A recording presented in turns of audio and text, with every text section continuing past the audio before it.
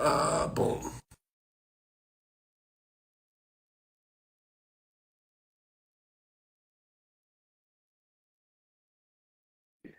Both of these guys, and except Chicago King Dave as well. What's good, man? What up, Good to see you again. Ross? How Good to see you too, you my been? brother. Good, I've man. been I've been good. I've been What's up busy. with It's you? been a lot going on the past few days, but I'm here, ready to talk. Hey, I'm A doing lot going on. great. What's up with you? How you David, been? what's going on, bro? How you doing, my man? Uh, Doing good, doing good. Okay, so we're gonna jump right into it.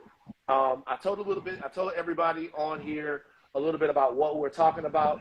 With three grown men, we're gonna have a respectful and intellectual conversation about the glitches and some of the cultural issues that we might have and how those things might be portrayed on YouTube.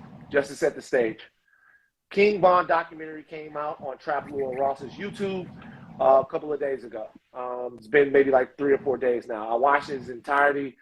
I watched everything that he does. And while a lot of people liked it and thought it was informative, there were a lot of people from Chicago, King Dave being one of them, who thought that it wasn't either in poor taste or a little reckless. I know that Ross has never been someone to run from criticism of his work. And I know Dave is somebody who has a tremendous amount of interest and equity in his community and is a pillar there. So I wanted to provide a forum for you two guys to talk about it. And maybe we can get to a larger point of what the responsibilities are when we're covering areas like Chicago or other places like that. So that's all the talking I'm going to do. I guess the way I'm going to kick it off is I'm going to ask Ross, like, what made you want to do this documentary? And just let you guys know, it's called King Von, hip hop's first serial killer. And then after that, you guys can go Appreciate that, back and man. forth. Good to be here with you both. Appreciate you, Van, for holding this, and you, Dave, for pulling up and having an open conversation with me. The reason I made this video is I've always been a huge fan of Von's music. I'm just a random dude in England, a million miles away from Chicago. But this guy's music impacted me. His songs were pushed to me through YouTube, Spotify. There was a time when I'd never heard of King Von, and then there suddenly I heard of the guy, and then suddenly he was all I was hearing about in the rap game. This guy with his amazing raps, these sort of deep, very layered songs all about murder and people he had supposedly killed. I was listening to these songs and kind of just thinking, like, is this true? Is this cap? Is this real gangster rap?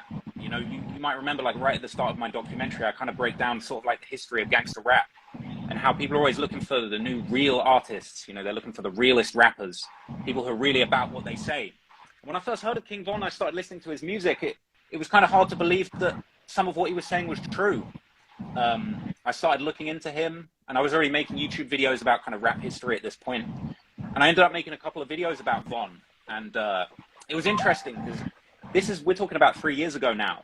But, I had Von and his team kind of reach out very aggressively, kind of threatened me and pressed me to take specific references to the murder of KI out of the video.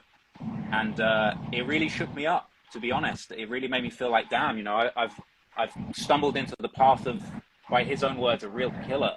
And, he's making this music about these real crimes. So I'll be honest, I kind of stopped talking about Von after that. But as time went by, his star continued to rise. He became a bigger and bigger artist. He's having songs on the Billboard charts, gold and platinum certified songs and projects featuring with Lil Durk, one of the biggest artists in the hip hop game, in the whole hip hop sphere right now. So this guy was kind of really pushed to me. And then, just over the years, I just slowly looked closer and closer into the stories behind his music. A lot of people have made videos and documentaries about Von, the murders he allegedly had something to do with. And, nearly 3 years has passed since he passed away. And I just kept looking into the guy. And at a certain point, I began to feel like, what, this guy really is the real deal. It seemingly did all this stuff that he rapped about. He seemingly was a killer. He said himself that he's got 7 bodies. And it just got me thinking. And, I went away and I looked at the FBI definition of a serial killer.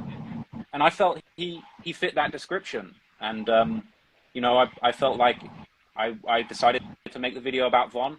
I felt people had a right to know about the stories behind his music. These are Billboard charting songs that are being played on the radio for public consumption.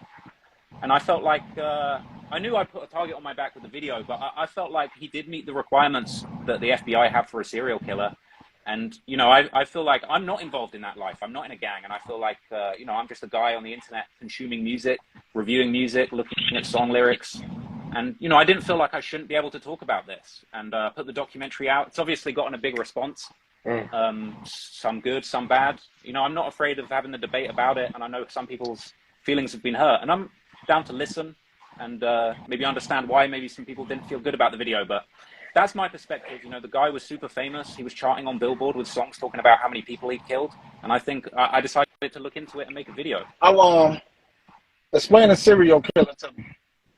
The definition that you received from the FBI. So the FBI defines a serial killer as somebody that's killed 3 or more people with space in between each of the killings. So not going on a killing spree and killing 7 people in the same day. It's killing people with time passing. You got time to think about what you're doing in between the killings. And killing 7 people, I don't think makes you a serial killer.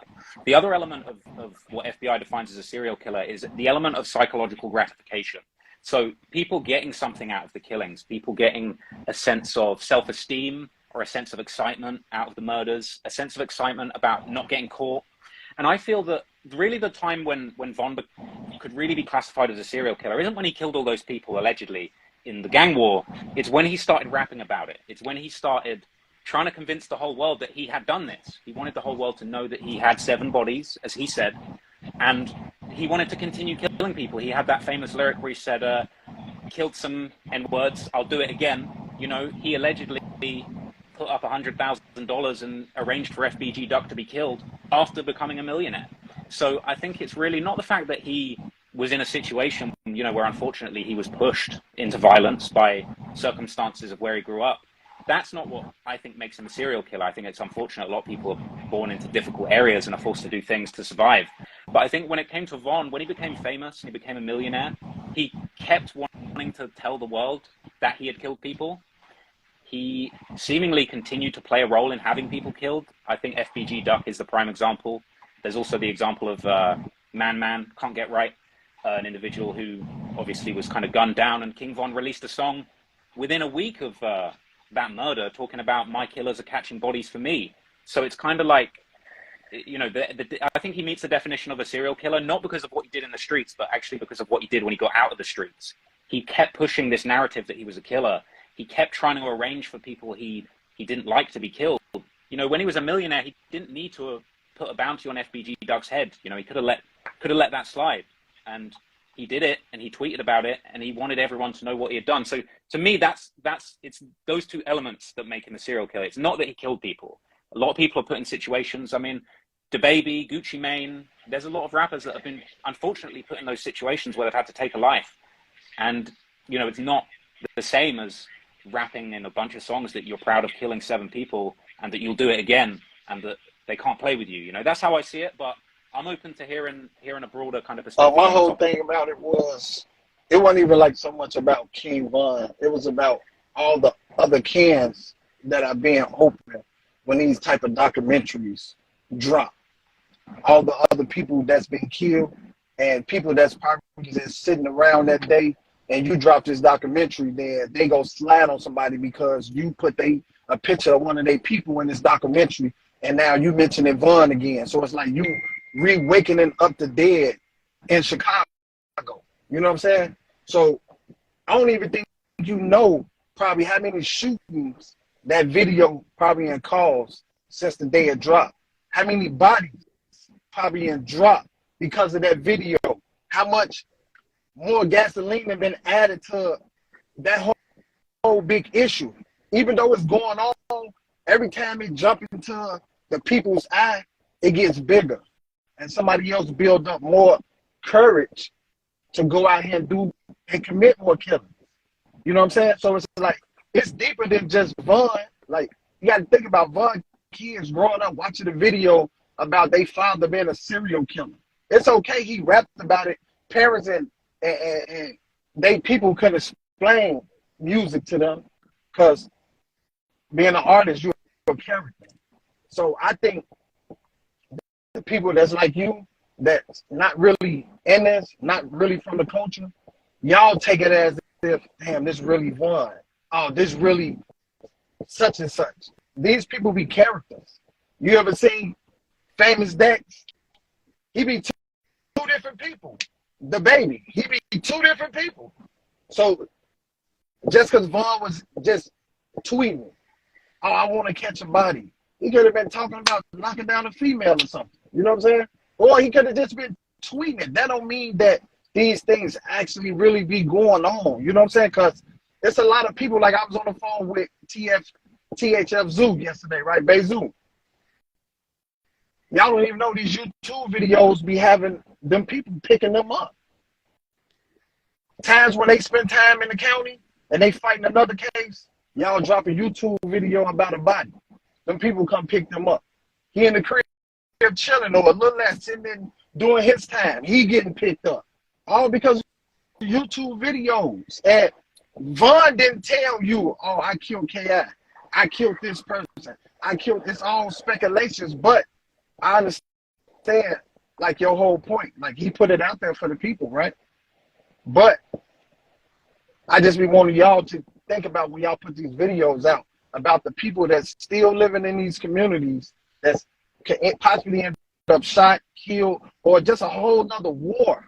And it'd be like, y'all make y'all money off YouTube, y'all get so famous that y'all don't even care. But at the end of the day, we got innocent women, grandmothers, grandfathers dying off of you because of YouTube videos. And no, I mean, because of me. Your video, I'm pretty sure it sparked, because I've been on the phone with people and they was mad about the Lil James situation. Like when you put the wrong picture up there.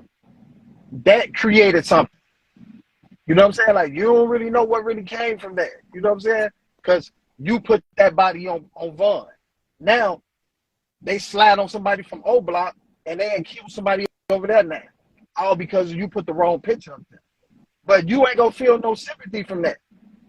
But that mother, that father, that daughter, that son, they gonna feel all of that. You feel what I'm saying? And I don't even want to say like no hater, like I'm knocking your video, because I'm really not knocking you. I understand what's going on, and I told you. If they get online and these rappers, they tell on themselves. But my whole point is be thinking about the bigger picture sometimes. And make sure you got real facts. Because if Vaughn didn't tell you this, you're right, it's all speculation. But just know you keeping the wars alive with everything that's going on. When you mention those 10 people, just know it's people on the other side sliding now. They probably weren't even thinking about sliding in O Block because why? They got other options. But now when you go mention Vaughn and they killed little such and such, guess what? Just know they were sliding. And people like you do be the cause for that, bro. And I just want you to know, while you make all your money and you chill in the UK, keep that on your mind. And make sure that you put some reserve funds away and you be sending money back to these neighborhoods to help bury some of these babies. Because this is how deep it is. Because it be a lot of babies getting buried because of YouTube videos.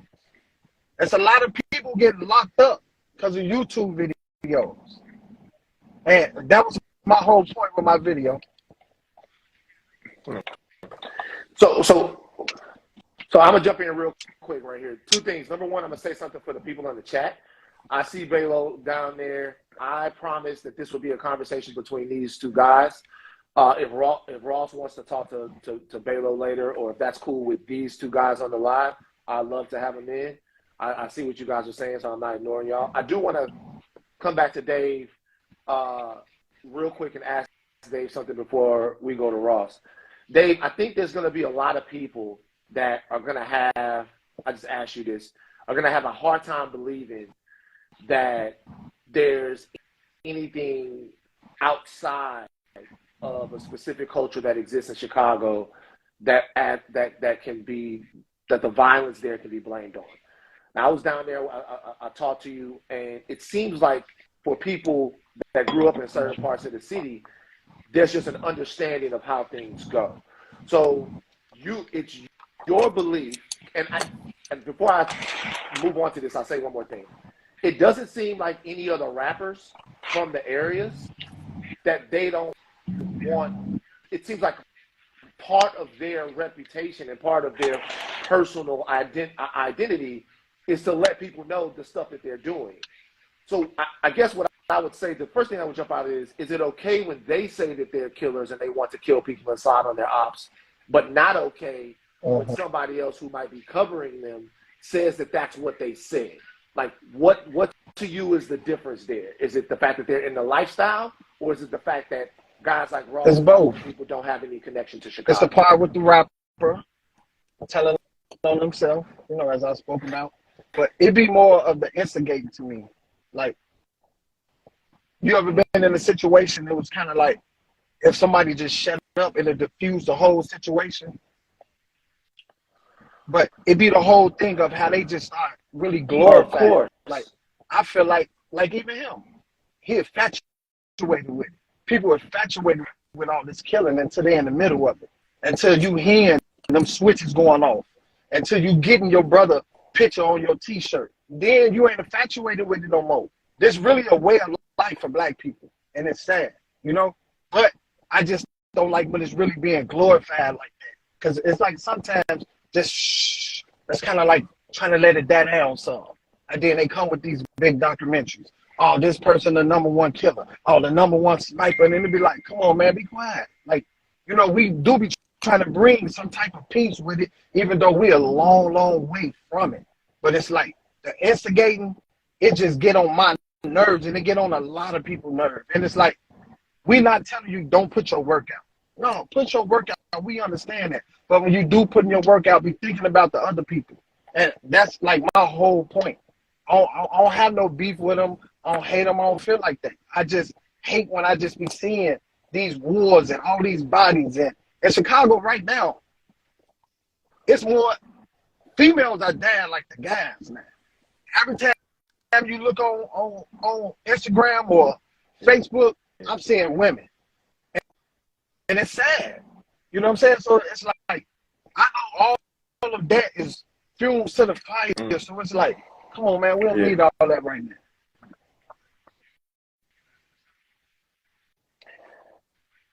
Ross, you got as much time as you want to respond, and I'm gonna come cool. back. So, I mean, Dave, listen, I respect where you're coming from on several of your points, and I think that you know, I understand why you feel this way, but I think my perspective is just slightly different. I do disagree with a lot of what you just said. I think the first thing that I've got to say I disagree on is, you know, the idea that people are sliding behind my video.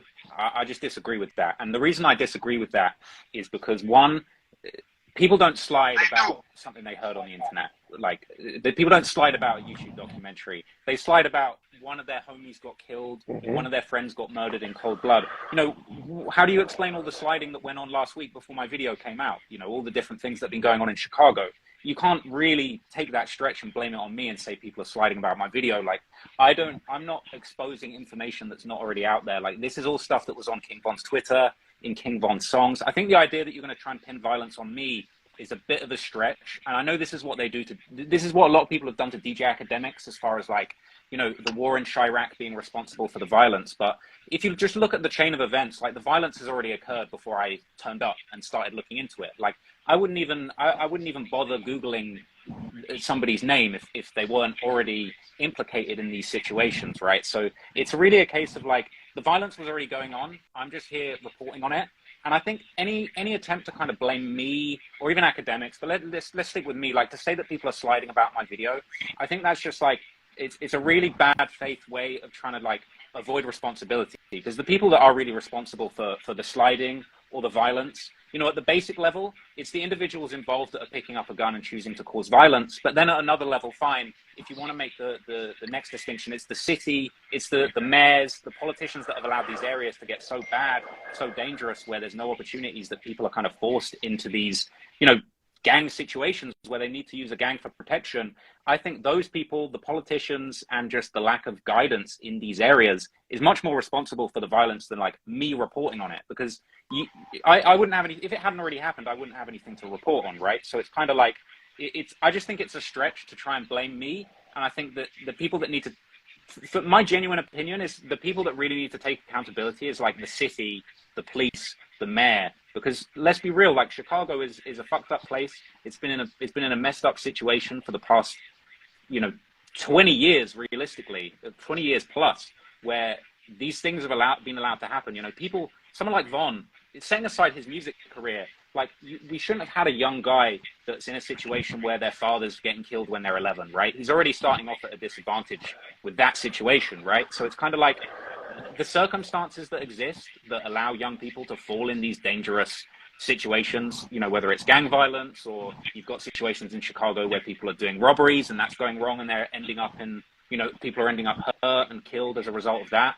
But like at the end of the day, I think it's just such a stretch to try and blame me and YouTube videos when really all we're trying to do is report on what's going on. Like you've got a guy like King Von who's making Billboard charting songs about how he's killed 7 people. That's really glorifying the violence. You got the guy that's literally committing the murders, rapping about it, getting paid. He's a millionaire. Listen, bro, like I make a bit of money. I'm not a millionaire. I'm nowhere near a millionaire. Like King Von was a millionaire wearing APs and diamond chains off the back of allegedly killing people and rapping about it, right? So I don't think I glorify it. I think in my video, I'm actually very careful and very thoughtful when it comes to saying, you said you watched the whole video, so I'm sure you saw it, but there's a section in the video where I explain, look, let's take a step back before we get into this and look at why these circumstances were allowed to happen.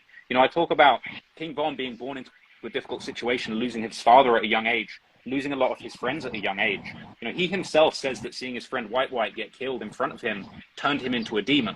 And it's like, these are the situations, like this messed up environment in Chicago that's been allowed to happen by the city and the state and whoever else is responsible for things getting so bad. Those are the things that turned people into demons or fucked people up. I think to say that people like me that are reporting on it and just trying to give perspective about what's going on in these Billboard charting songs, a guy's going to turn on the radio and hear a guy talking about he's got 7 bodies.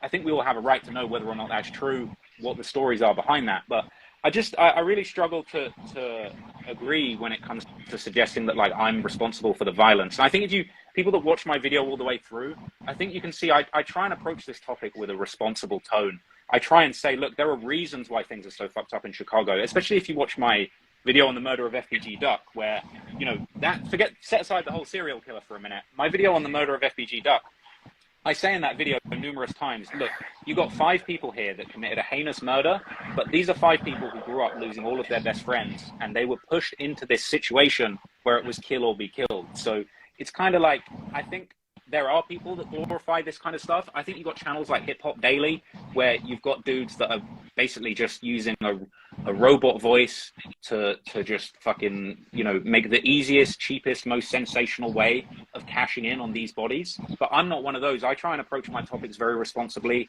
I try and do the research the best I can possibly do. And I'll admit, my video had a couple of mistakes in it, a couple of wrong pictures that we got fixed, but that's facts, and I'm willing to admit that. But I don't think that it's fair to say that like you could say that my video is responsible for violence. The majority of my videos on gang conflict, I'll usually end the video saying the violence has to stop. If you ever see my project on the Jacksonville gang war, I end that video by saying this has to stop. We got to try and find a way of improving things in these areas. And I think that it's just a stretch to necessarily say I'm responsible or I'm stoking it, because if that's the case, then why was everybody sliding before I dropped my video or before I was making YouTube videos? This has been going on for decades. So that's my view, but I'm interested in your response. All right, I'm gonna jump in and throw one more question back to you, just like I did to Dave, real quick. So the societal conditions that exist in Chicago and the culture that exists in parts of Chicago that kind of perpetuates this cyclical violence. Obviously, those things don't have anything to do with Trap Lord Ross or with any video that you might put up. We can all say that, right? That goes for any place. But do you see any merit to the idea that there might have been somebody somewhere, because the video already has 1 million views. And when I watched it, obviously, you're good at what you do. It's incredibly well done. But when I watched it, I knew that this would be a big video. It'll probably get to 5, maybe even 7, 10 million views. Do you see the possibility that there might be somebody that goes, you know what?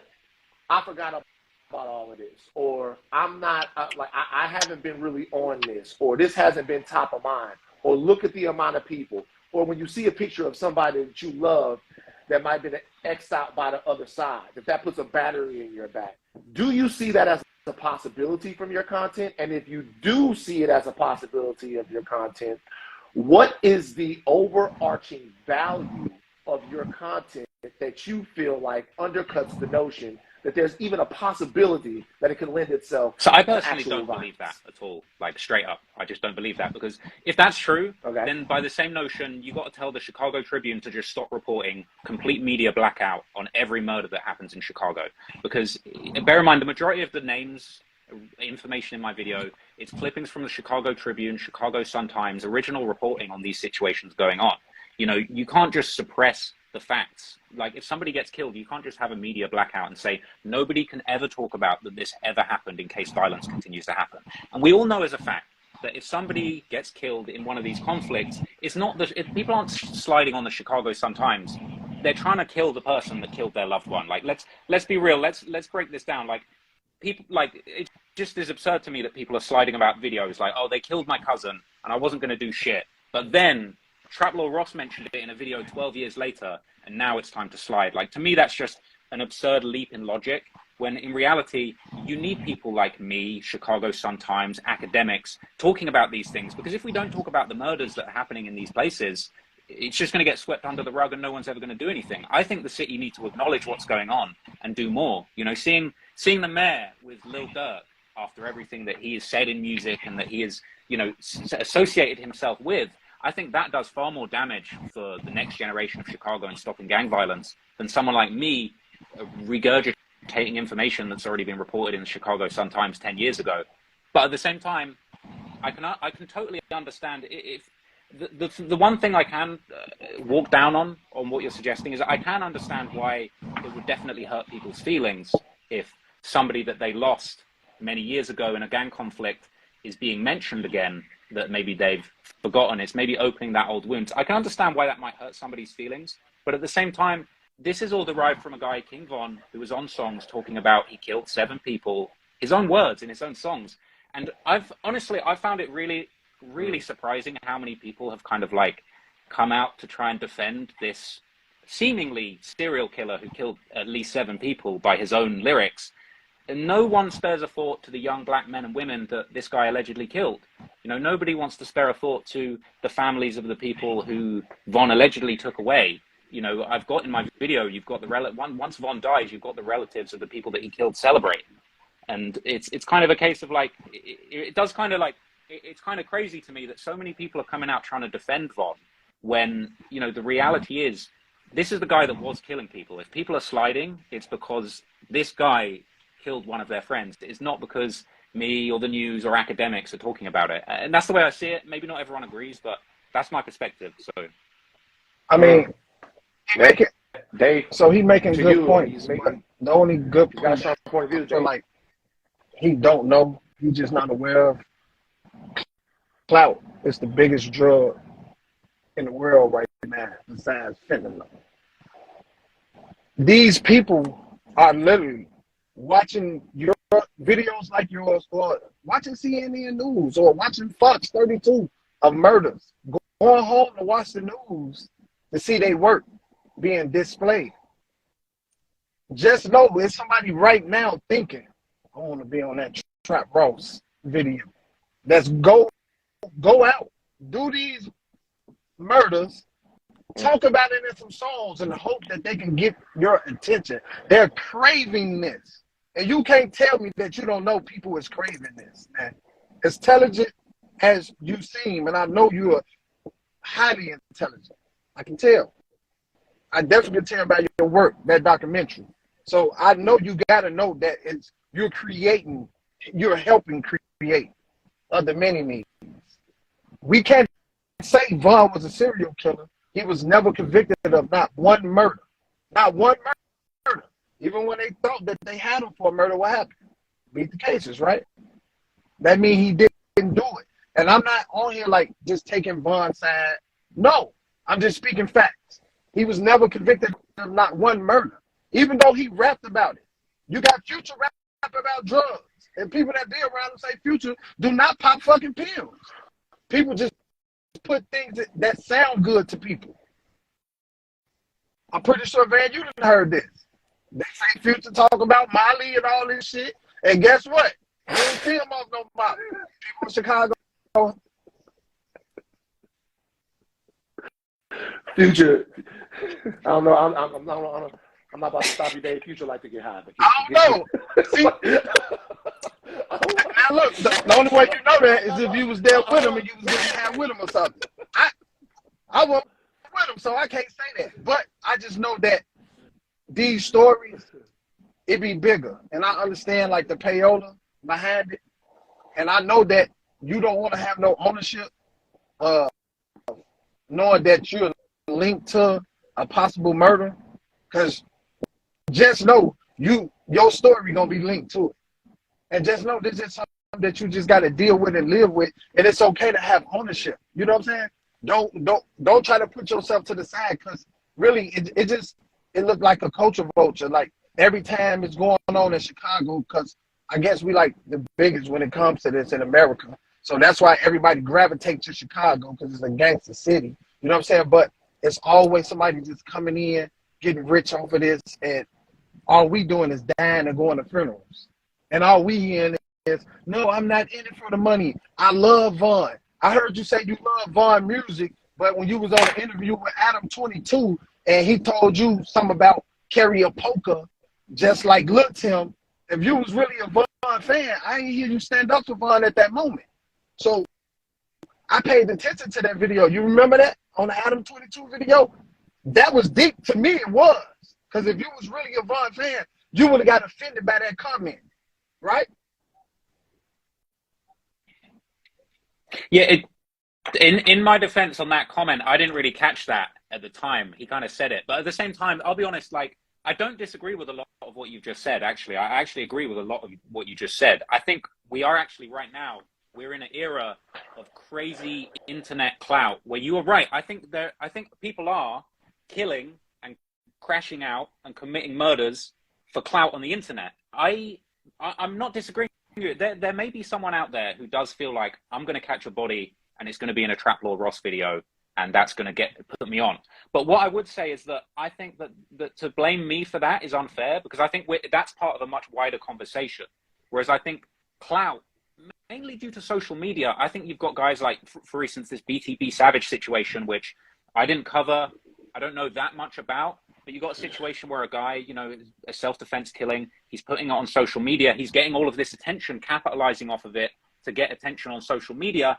And then he ends up, unfortunately, losing his life as a direct result of this. I don't think many people are blaming the social media platforms. You know, no one's saying, you're kind of saying like Trap Lord Ross is in the wrong because he's creating this atmosphere of people doing crimes to get clout. But nobody says, hey, we need to ban Instagram from allowing these gang members to have a platform. And these social media accounts, these social media platforms, they are a big part of this situation. They're stoking all of this, like all of this stuff that's going on. They're giving a voice to it. But ultimately, at the end of the day, I think Instagram, whether it's Chicago Sun-Times, my channel, they're all part of a much bigger problem, which I think is just the fact that we've got a society where people are being allowed to fall through the cracks. And, you know, you've got situations where people are having these gang conflicts and they're just putting it out there for the whole world to see and nobody's stopping it. I mean, like these guys killing each other, it shouldn't even get to Instagram, whether it's the cops shutting it down and having some sort of intervention to stop these conflicts getting to this level,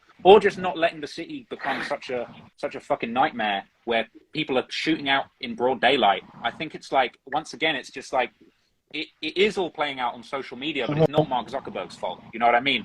I'm reporting on this stuff because, let's be real, you said it yourself, Chicago drill is number one when it comes to hip hop music. Like Chicago, the drill wave, your city is the hottest topic when it comes to music. And part of that is because the music is amazing. Part of that is also because the stories and the violence behind it is so raw. And again, it's not, you know, it's the same thing of like, do you want to blame the record labels? Like King Von, let's be real, was one of the biggest clout chasers when it came to hopping on songs and talking about, I've murdered so many people. And no one ever really levels this same thing at the record label. Nobody ever says, hey, Empire Music, you shouldn't platform this stuff. Somebody might slide. And bear in mind, you've got me doing a documentary about, you know, maybe the nuance behind some of these stories. But then you've got Empire Distribution putting out a song by King Von where he's saying, my shorties are catching bodies for me, and the body is a guy that got killed the week before. That's definitely going to stoke violence. Or like, for example, the other option is like FBG Duck, when he made that song Dead Bitches, and he's talking about he's smoking on this person, that person, this person, that have all been killed in this gang war. Very rarely do you see people stand up and say, you know what, maybe Duck's music contributed to what happened. Maybe Von saying that all of these different people got smoked. Tuka, people saying they've been smoking Tuka for the last 15 years in the rap game. And it's like, nobody ever says, Chief, like, let's stop listening to Chief Keef, or let's take down Chief Keef's music. It's kind of like, it's a much bigger part. It's like my channel, the social media, the music. I think it's all a much bigger part of like a much wider situation that's going on in society, that ultimately, like me taking down a video or Akademiks saying that he's not doing war in Chirac, I don't think these things will solve the problem. You know what I mean? But I actually agree with you that I think we're in this fucked up clout era where violence is essentially being rewarded by clout and attention. If you come out and you're the new rapper and you say you got 3 bodies, even DaBaby, when he came out and it was like he had the self-defense shooting, that blew him up. And that's actually a fucked up state that society and media is in. But I just don't think it's my fault. I think I'm at the bottom of the pile talking about this crazy shit that's going on, So but I don't think it's my fault. I'm not putting everything on you. I'm not. I'm just telling you that you are a leaf on the actual tree. That's all I'm telling you. But the really big issue that I have is that everything that you gathered was just from the internet. Like, you didn't talk to nobody. You know what I'm saying? Like, you didn't interview not one person. You didn't come to Chicago and sit down like a van would have did. You know what I'm saying? So that make it like it's not authentic to me and the people. You know what I'm saying? Like, you speaking on things and you didn't talk to not one human being. Everybody you talk to is from the UK, and you want us to respect the work. That, I can't lie, it was immaculate. Had look, it was off the chain, but like you probably spent a couple $100,000 on it.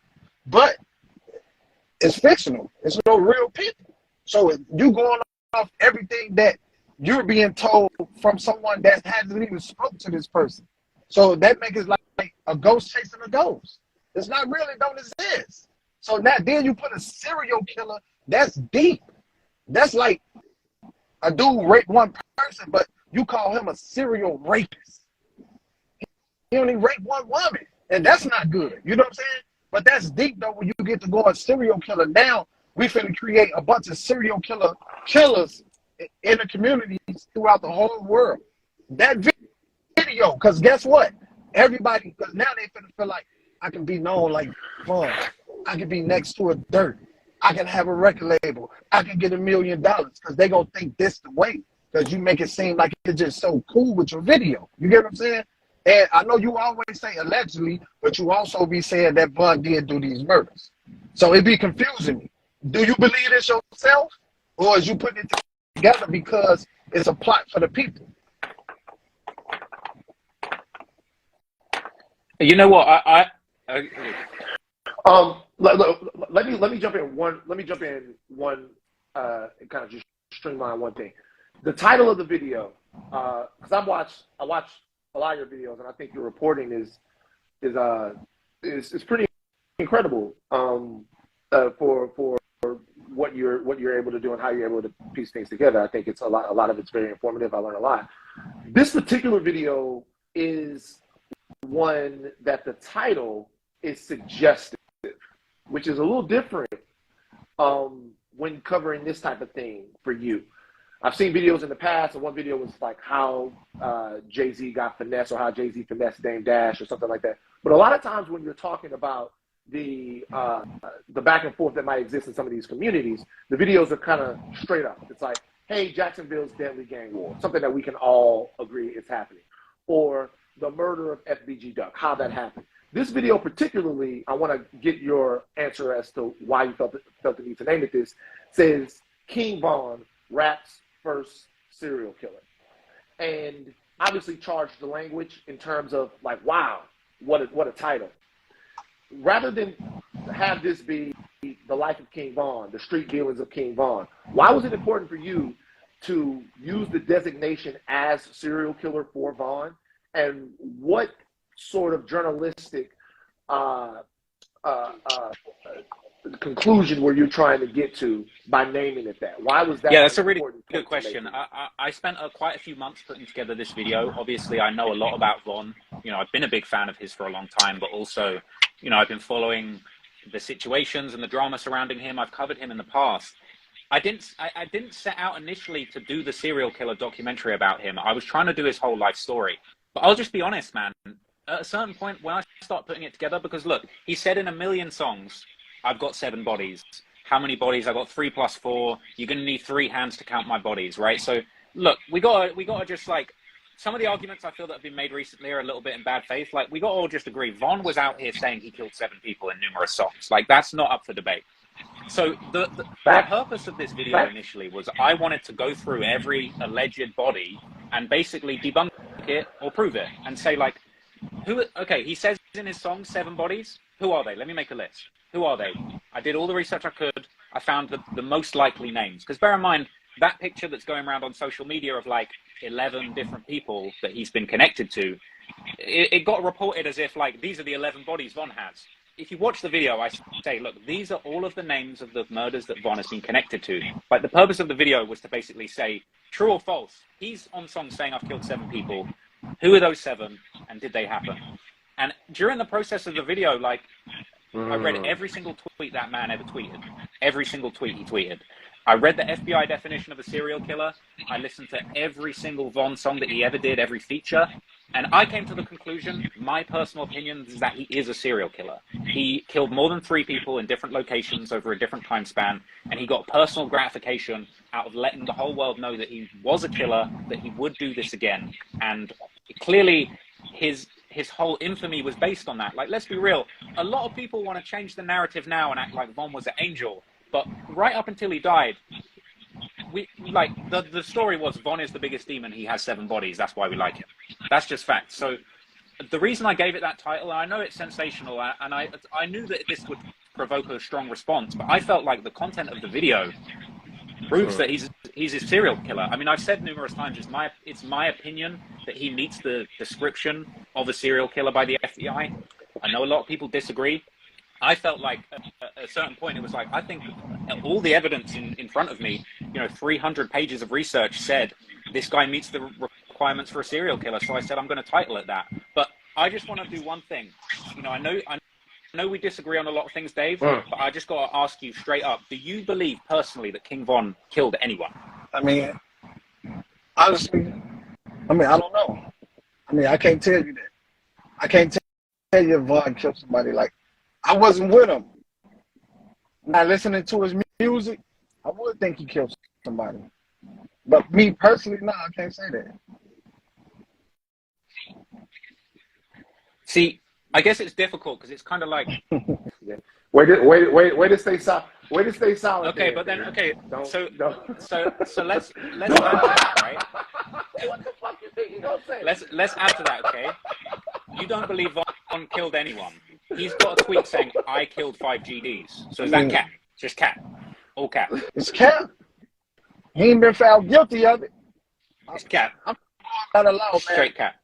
And he said he beat the case because they killed the witness. That's cap too. I can't tell you that. I ain't from that neighborhood. Okay. I ain't in the mix with that. Ross, you're gonna bump up against a lot of politics. These are questions. But I think it's important. I think it's important to show that because it's kind of like. I appreciate the debate, and I'll take on anyone and debate anything, to be honest. But it's kind of like, if you're coming from it from the perspective of Von never did any of the shit he was rapping about, and that his raps are all caps, like, come on, man. Like we were listening to Von because he said he had 7 bodies, and everyone said Von was the realist, and he tweeted that he was whacking GDs often, and to kind of like revise history and sort of say, and I know you're keeping it solid, and we're from very different worlds, and I completely understand how that goes, but it's kind of like, if you want to get on and argue with me about the video's all cap, but at the same time, like, the dude was saying that he killed 7 people in his music, and he was known as the realest rapper out. It's sort of like, it's hard to take the argument into that next level when we can't really like establish those the basic facts that He wasn't convicted of any murders, fine, but It'd be he said like, he killed 7 people. you better than the FBI. You actually doing the wrong profession. Because it's like the feds, I'm pretty sure they would have had Vaughn already if he was a serial killer. If you found it this easy with it being online, don't you think the feds would have already had him? That's a good question, and here's my genuine response to that. Right, I at least I had 3 whole years from since Vaughn passed away to research this, and we all know that while he was alive, the feds were on his ass. So if you listen to his album Welcome to O Block, the literal first lyric of that album is "Police steady watching me." Like, he knew the feds were watching him. There's that clip in the documentary you see. He was flying on a plane the month before he died, and the feds were literally stopping him, searching his bags on the plane. So they were onto him. And then if you look at the documents related to the FBG Duck murder, you know, there's a lot of references to basically say that, you know, this guy was providing money to the block and arranging for these murders to happen. So I think that actually, I know it's kind of funny to say like, oh, I'm like the feds, I'm on it like the FBI. But actually, I'm 3 years late. And I think if Vaughn was still alive, I think he would have been locked up with Muwok and all of those guys. Like, I think that's how it would have played out if he was still here. Because he knew that the feds were on him. All right, let me ask you. Let me say something real quick, because I want you to extrapolate kind of what it was that you were saying, Ross. So, you know, I don't. Not Dave's not going to say this. I'm not going to say this. I'm not pinning anything on anybody they weren't convicted for or anything like that. It's not what I'm doing. But let's say, for the sake of your next point, that you believe 100% of everything that Vaughn put in all of his raps. Get to the point that you were about to. I mean, like, that's the thing. If we believe everything. So here's the thing, right? Vaughn. This is the problem I really struggle with a lot of the criticism I've been getting, because it's a lot of people are coming out saying it's all cap. Vaughn never did any of this. But right up until Vaughn died, all anyone would ever say, and bear in mind, I eat, live, and breathe hip hop all day. I listen to all the hip hop that comes out. I read everything that's on the blogs. All anyone was saying until Vaughn died was he's the realest. He's the realest Chicago drill rapper ever. His raps are all facts. You know, Vaughn himself was dissing other rappers. Vaughn was dissing NBA Youngboy, saying, you got cap in your raps. You're not real like me. And Vaughn's on songs talking about, I killed 7 people. So it's almost like people want to come to me and say the argument of like, well, he was never convicted. But like, let's be real. He was on songs talking about, I killed 7 people. He was known as the realist. Bear in mind, if somebody comes out tomorrow and says, I'm the realest rapper, I killed 7 people, and there's no proof, we can't go and look up all of the details of all these different murders they were involved in, people are going to say it's cap and their career's not going anywhere. Now, I'm not saying it's good that hip-hop seems to reward violence at the moment. I actually don't think that's a good thing. And I listen to a lot of great hip-hop music by people that aren't killers, for the record. But, like, I think when it comes to Vaughn, it's just really disingenuous for everyone to kind of turn around now and be like, well, he was never convicted. Because when he was alive, he was running around saying, I got 7 bodies, I am the realist. And everyone was like, yes, Vaughn is the realist. That's why we fuck with him. And, you know, again, I'm sorry if I hurt anyone's feelings with the documentary or the title. But, like, bro, I was there drinking the Kool-Aid, listening to Vaughn's music back in 2019, 2020, going, this guy is the fucking realist. And now it's kind of like he's passed on and we've actually looked in and I've sat down and gone, well, he said he was the realist. These are all the real things that were going on at the time and they kind of add up. For everyone to kind of turn around and go, it was all cap. I mean, I think that it's a little bit ironic that we've got like Vaughn's relatives coming out saying it was all cap. Vaughn never did any of this. But like everybody was talking about how gangster he was when he was alive and how he was going to do this to this person and that to that person. But it's kind of like, look, all of the content around Vaughn is, I'm the killer, I killed all these people, I was in all these situations. And I just don't know why everyone's got to kind of come at me and try and shut me down or take down the videos when I'm reading Vaughn's tweets. I'm reading stuff the guy said himself, and he wanted to be known as a killer. I don't know if you saw, but there was that video that was really popular about Vaughn when he was alive by Trap Geek called The Soft Spoken Assassin. And, you know, Vaughn the day that came out, yeah, tweeted, I don't believe what all these white people are saying about me. But then a month later, he's changed his mind. He's calling himself the soft-spoken assassin. So he kind of fed into these narratives about him even when he was alive, right? So it's really difficult to argue with the fact that like all this is out there and he was the GOAT for being the realist when he was alive. And now 3 years later, everyone wants to kind of act like he was innocent when go and throw on one of his albums and you're going to hear all the same shit that's in my video, basically.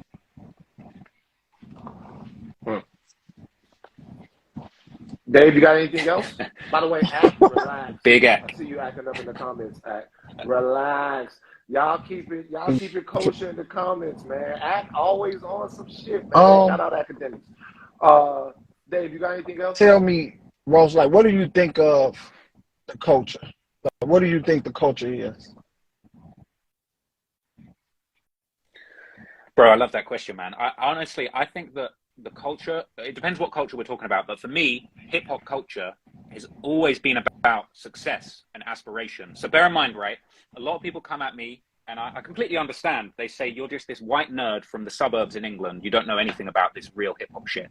And fine, you're kind of right. But at the same time, I grew up my whole life in this suburban English area, a million miles away from let's say, the Marcy Projects or Jamaica Queens. But I grew up listening to people like Jay-Z and 50 Cent, admiring them. These guys are my heroes. And for me, hip-hop was always about these guys that came from the most difficult situations. You got Jay-Z was literally, selling crack in the Marcy Projects. Or 50 Cent was getting shot. They shot him 9 times. He's supposed to be dead. These guys bounced back from this and became multi-millionaires. Jay-Z's a billionaire. He became one of the greatest artists. In my opinion, like in 100 years' time, people are going to look back at people like Jay-Z as the great artists of this century. People like Jay-Z, 50 Cent. So to me, hip-hop culture has always been about aspiration. And let's be real, like young black men beating the odds. Because let's be real, look, I'm not black. I can't say that I've experienced the black experience, but I love black culture. I love black music. And, I don't think that anyone, some people say I'm a racist, but I just don't buy it. But it's kind of like, I think that these stories are so important. Yeah, I've not experienced the persecution that a black person has, and that's fucked up. But at the same time, it's like, to me, hip hop was always about black people overcoming the odds, making amazing art, amazing music, and making their lives better, moving away from the negativity. And I think that Chicago drill is in a really interesting space where, to me, Chicago drill was all about these guys that were in the most deadly, dangerous situations that you could possibly imagine. And they would talk about it in music, become famous, and get the hell away from those situations. To me, Chief Keef is the perfect example. He was in O Block around all of that shit, got famous through his music and got the hell out of there. And then, to be honest, I would say King Von is the polar opposite. He was in those situations as deep as you could possibly be. He became a millionaire off music, and he couldn't get away from it. He kept trying to stoke the gang war. He, allegedly was putting money on people's heads. And in many ways, like, Von is kind of the antithesis of what I actually think that, like, the positive side of hip hop culture should be about. It should be about getting away from that stuff and making great art. But that's the way I see it. And I admit that, look, I make videos and I try and be as honest as I can, but I don't know everything about the situations that people go through in the hood. And, people say I'm a culture vulture.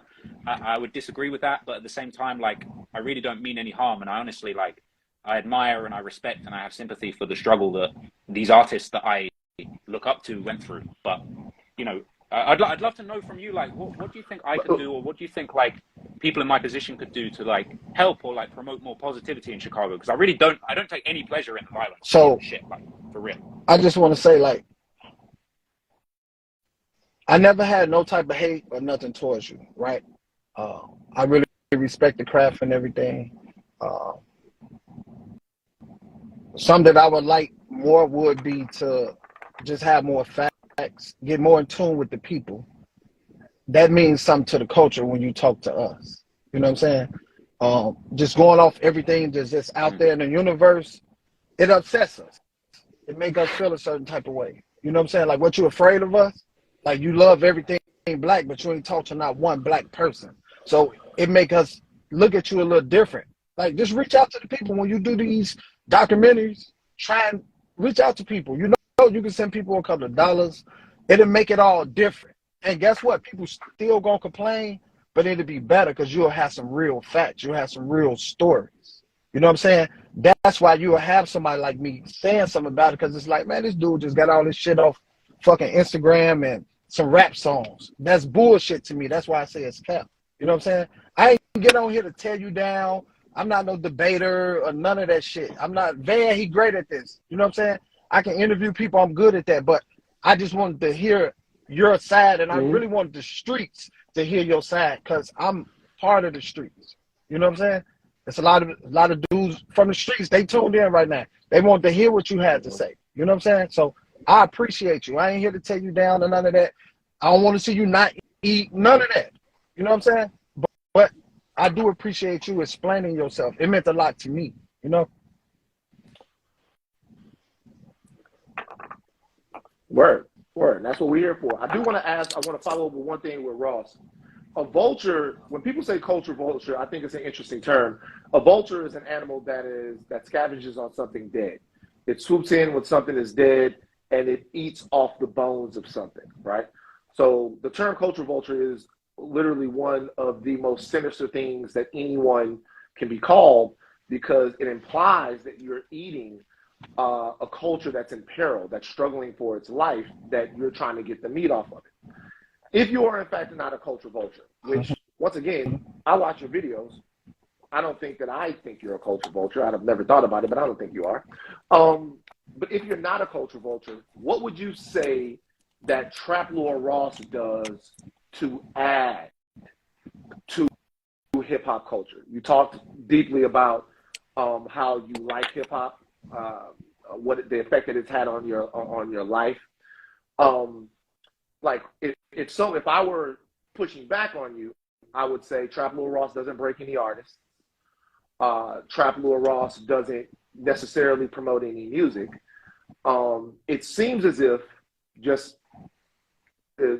go with me here, that someone could make the argument that you are picking off the bones of hip hop, that you're highlighting things that are either necessary, negative or sensational. Now, I find them to be, I mean, I think a lot of people do that, but what would you say to people that said, well, by definition, you are a vulture because there's not much there that enhances the culture, or you don't add to it? Yeah, Do you think that's a I fair don't think it's a assessment? fair assessment, because I mean, you also made a show, right, Hip Hop Homicides, where you talk about these things, and I assume that your intention with Sure. that is to kind of contribute to the conversation around these topics, these very important situations and stories in the hip hop history. And the way I kind of see it is that, like, yeah, sure thing. Can I add? Can I say something about that show? Show was about victims.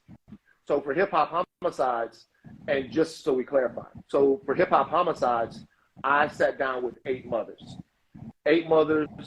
who got to tell the story of their sons and daughters.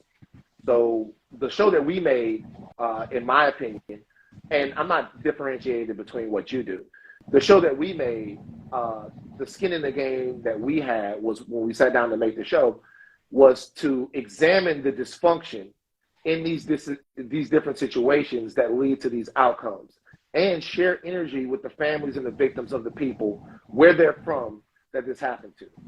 Like, so for me, it was going to talk to Vaughn's mother. I was with Duck's mom. I was with XXXTentacion's mom, Chinx's mom, Soulja Slim's mom, sitting down there and hoping that everybody out there can see the effects of what this dysfunction actually does to people.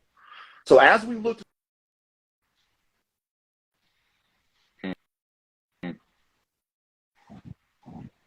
through those cases, we definitely tried to see, okay, how did all of this happen? But the most important part of the show for me was to talk directly, to be on O Block, to be on 63rd, to be in Chicago with Dave, and just see how this is actually fucking people's lives up. I think So it's that's just what I would say it's to really a difference of, as far as like how you want to approach the project. Because obviously the counter argument to that would be, well, you're exploiting these grieving families for people's entertainment, which I don't believe. But I think it's a difference in how you want to approach it. I really admire what you did with Hip Hop Homicides. And as Dave said, it does make a difference when you go and speak to people in person and you get those original first-person perspectives. Now, sometimes those perspectives are a little bit biased as well. But my approach when it comes to... No, not sometimes. Well, yeah. But like... Go for it, yeah. The difference with me, one, I mean, I would love to actually go to Chicago and speak to some people. I mean, you actually, that's something I'm kind of pursuing in the background. But at the same time, my style, first, when I started this, I didn't really have the means to fly out to Chicago and speak to people. My thing was I just sit in a room, and I give my take on the hip hop history stories that I think are really important. But jump forward to now, when I'm covering more serious topics, you know, I don't make jokes and little wisecracks like I used to in my videos. But now I take these topics very seriously. And I do actually try and capture the essence of what you're saying. Like, for example, when you look at the video that I did on FBG Duck, I had a whole chapter where I kind of analyzed, you know, the statements that his mother had made and the experience that his mother had had. Admittedly, I didn't go and speak to her firsthand because that's just not my style. I'm more of a researcher rather than like an interviewer. But at the same time, I would say, like, Sure. I try and put myself into people's shoes. Like, when you watch my videos, I try and take on the perspective of, like, I say, you know, why was King Von like this? Or like, why were the guys that killed FBG Duck driven to this? Well, they grew up losing their fathers or their friends to the gun in front of them, right? This drove the way that they were conditioned to think. It pushed them towards murder or situations where they would take somebody else's life. So I think the way that I try and not be seen as a vulture is I try and provide like a nuanced perspective as to like the wider societal reasons for these things. And I think if you want like the perfect example of what would be like vulturing the culture, you've got these channels like Hip Hop Daily or like, you know, these sort of channels where it's like, you can tell that they've just paid a guy on Fiverr to just find out all the King Von info that they can, throw it into a video, get a guy to record a voiceover and put it out. Like, those people, I think they're just harvesting the culture. You know, there's no face to it. There's no nuance. It's just who's got bodies, sensationalize it, chuck a thumbnail with the writing's blood and throw it out there. And that's not what I'm on. Like, I put my face in my videos. Yeah, I'm not the guy you might expect to be interested in these sorts of things. But like, I stand on my shit. Like, I put myself in the videos. I give my perspective, and I really do try and say, like, if you watch a lot of my recent videos that are on murder and death and gang situations, like, I will always try in those videos to say, what are the reasons for this? Like, this needs to stop. How can we get a greater understanding? What could the city do to improve this? And I personally think that that kind of like is what sets me apart from those people. And like, I'm never gonna, if someone thinks I'm a culture vulture, I'm never gonna convince them otherwise, I don't think, with my words. But like, I feel with my actions deep down, like, I know I actually give a shit. Like, when somebody says to me, like, you know, these situations are fucked up and people are hurting over the people that have died, like, bro, this stuff affects me. You know, I don't take it lightly that I spent, you know, 2 months looking into these situations with King Von and all these people that passed away. And, you know, it might be hard for some people to believe, but I do put myself in the shoes of you know, the families of the victims. And admittedly, yeah, I haven't gone out and spoken to them. And maybe that would be something in future that I could do, because I think that would be an important project. I just don't know how to approach it. But like, I put myself in those shoes, and I think about the victims of, you know, of people that King Von allegedly killed. You know, I often think to myself, like, how must it have felt to be the mother of somebody that King Von allegedly killed? And then this guy is on TV talking about he's got 7 bodies. You know, in my video, there's a screenshot from, I think it's the sister of Malcolm Stuckey, one of King Von's, you know, alleged victims, where he actually ended up beating the case, and he later rapped that they killed one of the witnesses. But like, you know, there's a social media post from the sister of Malcolm Stuckey saying, I'm disgusted that this guy, he beats the murder of my brother, and he's now out here making songs. Like, you know, I see something like that, and that I feel the hurt, but I also feel like that's important to be put out there, because you've had, you know, how long was Von's career? 2-3 years of this guy running around saying he's got 7 bodies, and he's smoking Tuka, and he's smoking this person and that person.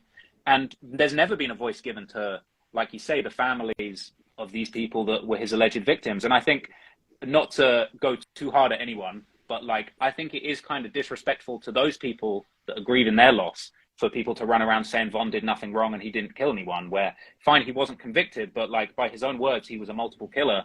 And no one's been found, you know, no one's been caught for some of these murders that he was alleged to have done. And it makes you wonder how the families feel, and kind of what the knock-on effect of what he did is. So it's sort of like interesting that people kind of focus so much heat my way, but it's almost like there's zero accountability for Von himself. Fine, he wasn't convicted of the crimes, but he became a millionaire off bragging about them. And I even look at someone like Lil Durk, and, you know, I sometimes wonder how he sleeps at night, making songs like Should Have Ducked, making, you know, oh my God. Making songs like Should Have Ducked. No, is that an unfair thing to say? Right? No, go for it. No, look, go for it. Like, have your say. First of all, I will say this: Ross did reach out to me and ask me to connect him with some people so that he could get to people in Chicago, so he could go to Chicago and talk to some people. And we did that. Like, I put him with some people, And Ross does plan to go down to Chicago. Hopefully, when you go to Chicago, you can stop by Dave's podcast and you guys can talk. What I don't want to do is throw salt or implicate anybody else that doesn't have to do with what we're talking about in this situation. By the way, Ak, if you want to join, send the invite and I'll put you on. I know Dave probably got things to go. He can't be here for forever. So I feel you, Ross. I feel you, Ross. I just don't want to. I don't want to throw Dirk in this for like no reason. Okay, like you know what I'm saying. I don't want to throw Dirk in this for no reason. But look, to be honest with you, like let me tell you why I find your videos valuable, and I'm going to ask all the relevant questions. I'm going to be honest about something for something right now. The reason why I look at you and had to really legislate within myself your content and who you are, I'm going to straight up be honest. It's because you're white. It's because you're white and you're not from here. So let's be honest and talk like big dick motherfuckers for a second. Like it's because you're white. And let me tell you how that reflects, how I looked at that and why I had to. And I've told Ag before, I was like, yo, the videos that he makes are really good. But me being from Baton Rouge, right? I watch all kinds of things on Baton Rouge. Like I'm into all of this shit. It's like true crime and swamp stories, whoever, all of that stuff about what's in Baton Rouge, right? And sometimes like I hear people talking about like my city, where I'm from, and the things that went on there, and I'm like, fuck. They talking about it like it's Call of Duty. Like it's like a real TV show to them. And I'm thinking, well, God damn it, like I knew some of these niggas. And I knew some of their older brothers, and I knew some of the people, and like it's a lot of shit that went on. And to see somebody that's like kind of not from it, have an opinion on it, at first it's jarring. And it's jarring for a lot of people. At first it's like, what the fuck is this motherfucker on? What is he trying to do? And it's our pain and suffering, which is cyclical and needs to come with some accountability for how we're changing our neighborhoods and who we're holding accountable as activists and politics and all of that stuff. All of that stuff is real. It just kind of seems like, okay, well, we got all of this stuff to deal with. And on top of that, we have more. And on top of that, we have somebody who doesn't have any skin in the game or doesn't know what it's like to kind of live in a place like that, just getting paid off of it. Now, for me, I don't make excuses for motherfuckers doing dumb shit. I'm too old. I'm 43 on Sunday, and y'all need to get right. So I get a better understanding of certain things, some information that I might not have had by watching your videos, because they're very deep and detailed. However, that is not a substitute for me reaching out to people like Dave, for me reaching out to the other people that I made in Chicago to understand not what might have happened, but how it feels. Because like at the end of the day, and this is for everybody, the hip hop homicides as well, and TMZ before that. It's not like I've been somebody that's never been in a place that's been criticized, Ross. But I'm saying, but what I'm saying is sometimes with what we're talking about, like we feel the loss of the people that have been in our neighborhoods. We feel the people that are going to be killed. We know that it's coming. We interviewed FBG Cash when we did hip hop homicides, and rest in peace to Cash. Cool guy, funny guy. He's dead. Yeah, man. Rest in peace. Rest in peace to Cash. He's dead. He's dead. He didn't even live to the premiere of the show. You know what I'm saying? And I'm like, and I'm like, yo, man. Yeah. I called Dave when that happened. I'm like, yo, man, what the fuck, bro? Like, and I don't know what he had done. And even while we did that, when we did that episode, I politely asked Dave to move a hat that had a diss on. I politely asked Cash to move a hat that had a diss on it, because I don't want to be in the middle of all of that stuff that's going on. But I think to distill everything that I'm saying right now, I think it comes from sometimes people in the Black community or from different parts of the Black community, the feeling that our pain is being exploited, the feeling that the dysfunction that's being done to us intentionally is somebody else's entertainment, even if it's ours. as well. That feeling is what you get sometimes. And it's not always fair. I'll just be real with you, Ross. It's not always fair. But I'll be honest with you. You up for the conversation, and as we talk, I always have felt like your interest in these issues were from a genuine place. And the reality of it is that that not everybody is going to agree, but you got real, man. I appreciate both of you. Like, even, there were a lot of things me and Dave disagreed on, but there were also things that we agreed on. And I think that we all agree that, what's going on in some of these places is not good. I'd love to know if there's a way that I can contribute positively. And, I'm open to any kind of discussion. So, I appreciate there's a positive side and there's something positive to come out of this. But at the same time, like, I feel like I've gotten maybe more of a bad rap than I deserve recently. But like, I'm open to any kind of conversation. So, I really appreciate this. And Dave, for you to like come on and actually have an open conversation with me and not kind of just shout me down, I really appreciate that, because I think we're gaining some understanding. And, maybe I could come to Chicago and meet you. There are a lot of people in my DM saying they're going to smoke me if I come to Chicago. So hey, man, I'll be honest happen. about that, man. That could happen. Me and Van talked about this before. So Chicago a tricky place, man. You just got to be careful with the people that you deal with. Backdoor is a sport in Chicago. You know what I'm saying? And people would love to put you on a documentary. Just know that. The same way they love to put Akademiks on one. Jesus. Bro, I know it's true. All right. They was asking for you. No, I'm gonna be honest with you. I enjoyed this debate. I'm gonna be honest though, because I've been in a bunch of these before and I've never shied away. I think the context and the pretext that y'all were debating on was just like, I warned Trap Lord Ross, but I was actually wrong. There's like zero way to defend Vaughn in the majority of things you talk about. You're either gonna have a bad faith debate about Vaughn or be completely delusional, or you're gonna have to be forced to be acknowledge certain uncomfortable truths. And to be honest, like salute to my man Dave, but like the moment I heard he said yo, maybe when Vaughn was talking about bodies, he was talking about the chicks he smashed. I said, oh, we got it. Like, that's being willfully ignorant. It's being willfully ignorant about if people in the UK could read through and decode what this person's admitting, and it's also matching up with actual crimes. Brother, you can't tell me you're on the streets of Chicago and you're thinking you're playing games. So now we're not even having a debate. Now we're not having a debate. Now we're having a okay. And by the way, this is the easiest thing. They do it to me too. When we can't debate you, we're gonna just say you're the police. We're gonna call you the cops. How can I be a street nigga and get on here and say he bodied somebody? So I'm supposed to be like, oh yeah, he killed the motherfucker. When you in the streets, you don't tell it. You don't talk about no shit that's in the streets. You don't get on the internet and talk about that. That's where I come from. So I would never get on here and mention nothing about nobody bodies or nothing. Even if I was right there when they murdered the motherfucker, I'm not going to speak about it.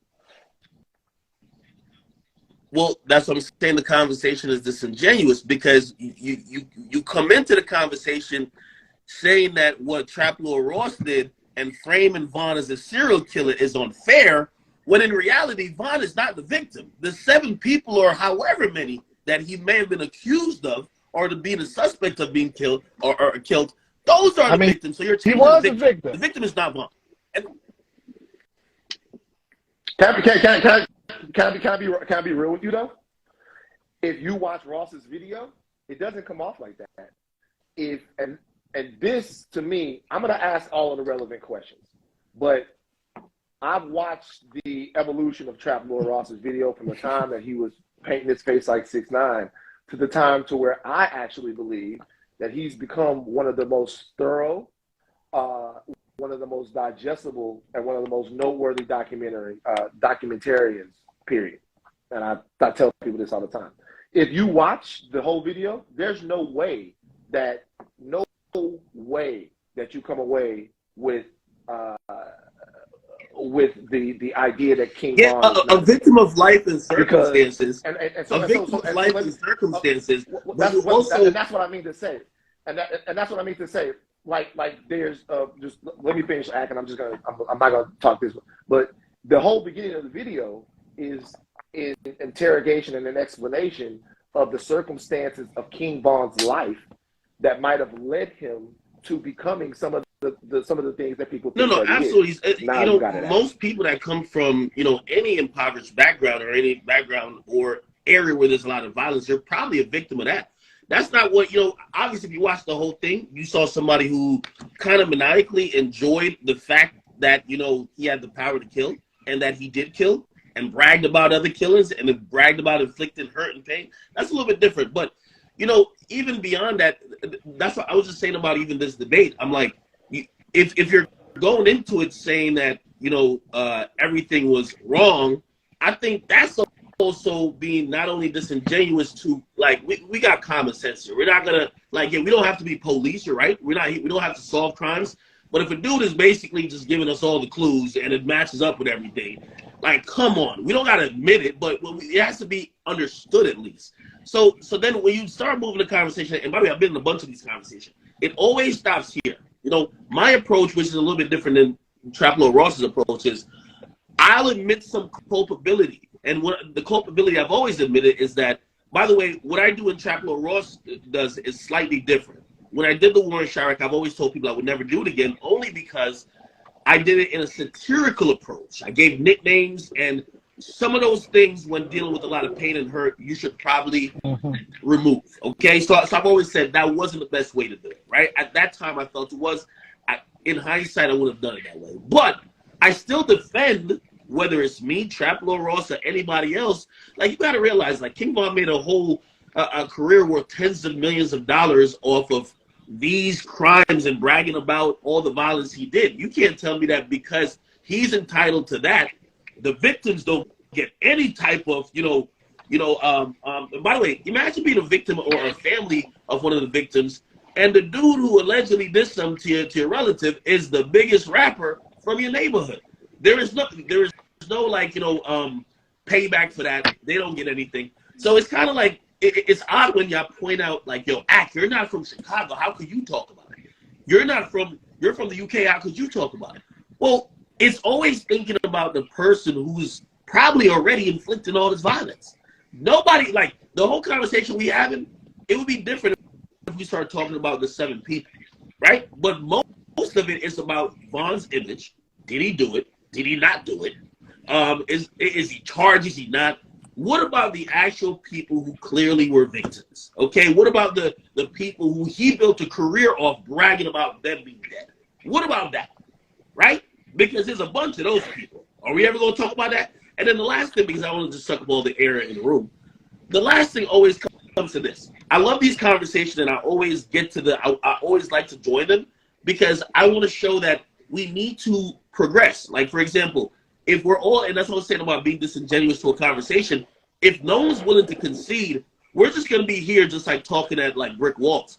The reason why I always say, okay, I'll admit that, the way I handled the media for that time in the war in Chirac wasn't the best, is because I'm hoping other people are going to say, well, these things aren't as well conducive to trying to stop the violence, but no one stops there. People usually lump all the blame on the media, right? Yo, it's people like me or Traplo Ross why people are sliding. Are you kidding me? You tell me that when Lil Durk drops like 15 names and just put on his Instagram story, actual real situations that usually people like me or Traplo Ross, like, he's naming people we don't know. We got to Google.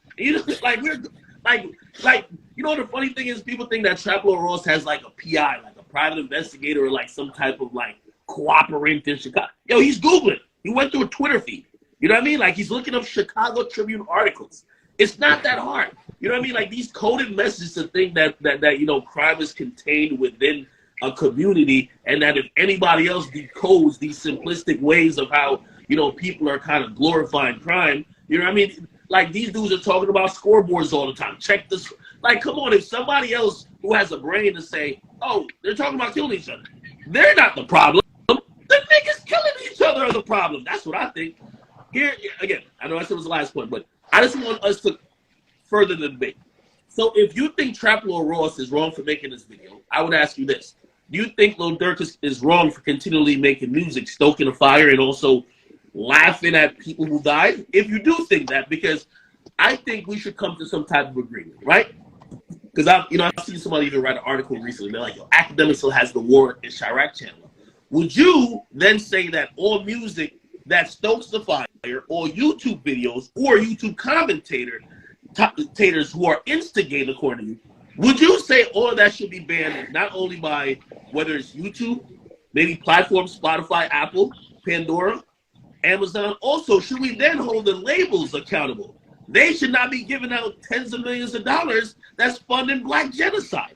Do we ever get to there, or we just stop at Trap Lord Ross made a 3-hour video, and you know what? Yes, clearly it's bringing a problem. I look at it as it brings it into focus, right? And I don't think it brings it into focus just for the aspect of like glorifying it or some voyeuristic like weird shit. I think it also brings it into focus to say, while you guys laugh and dance to this drill music, that sounds really good. Should Have Ducked is one of my favorite songs. I hate to say it, but it is.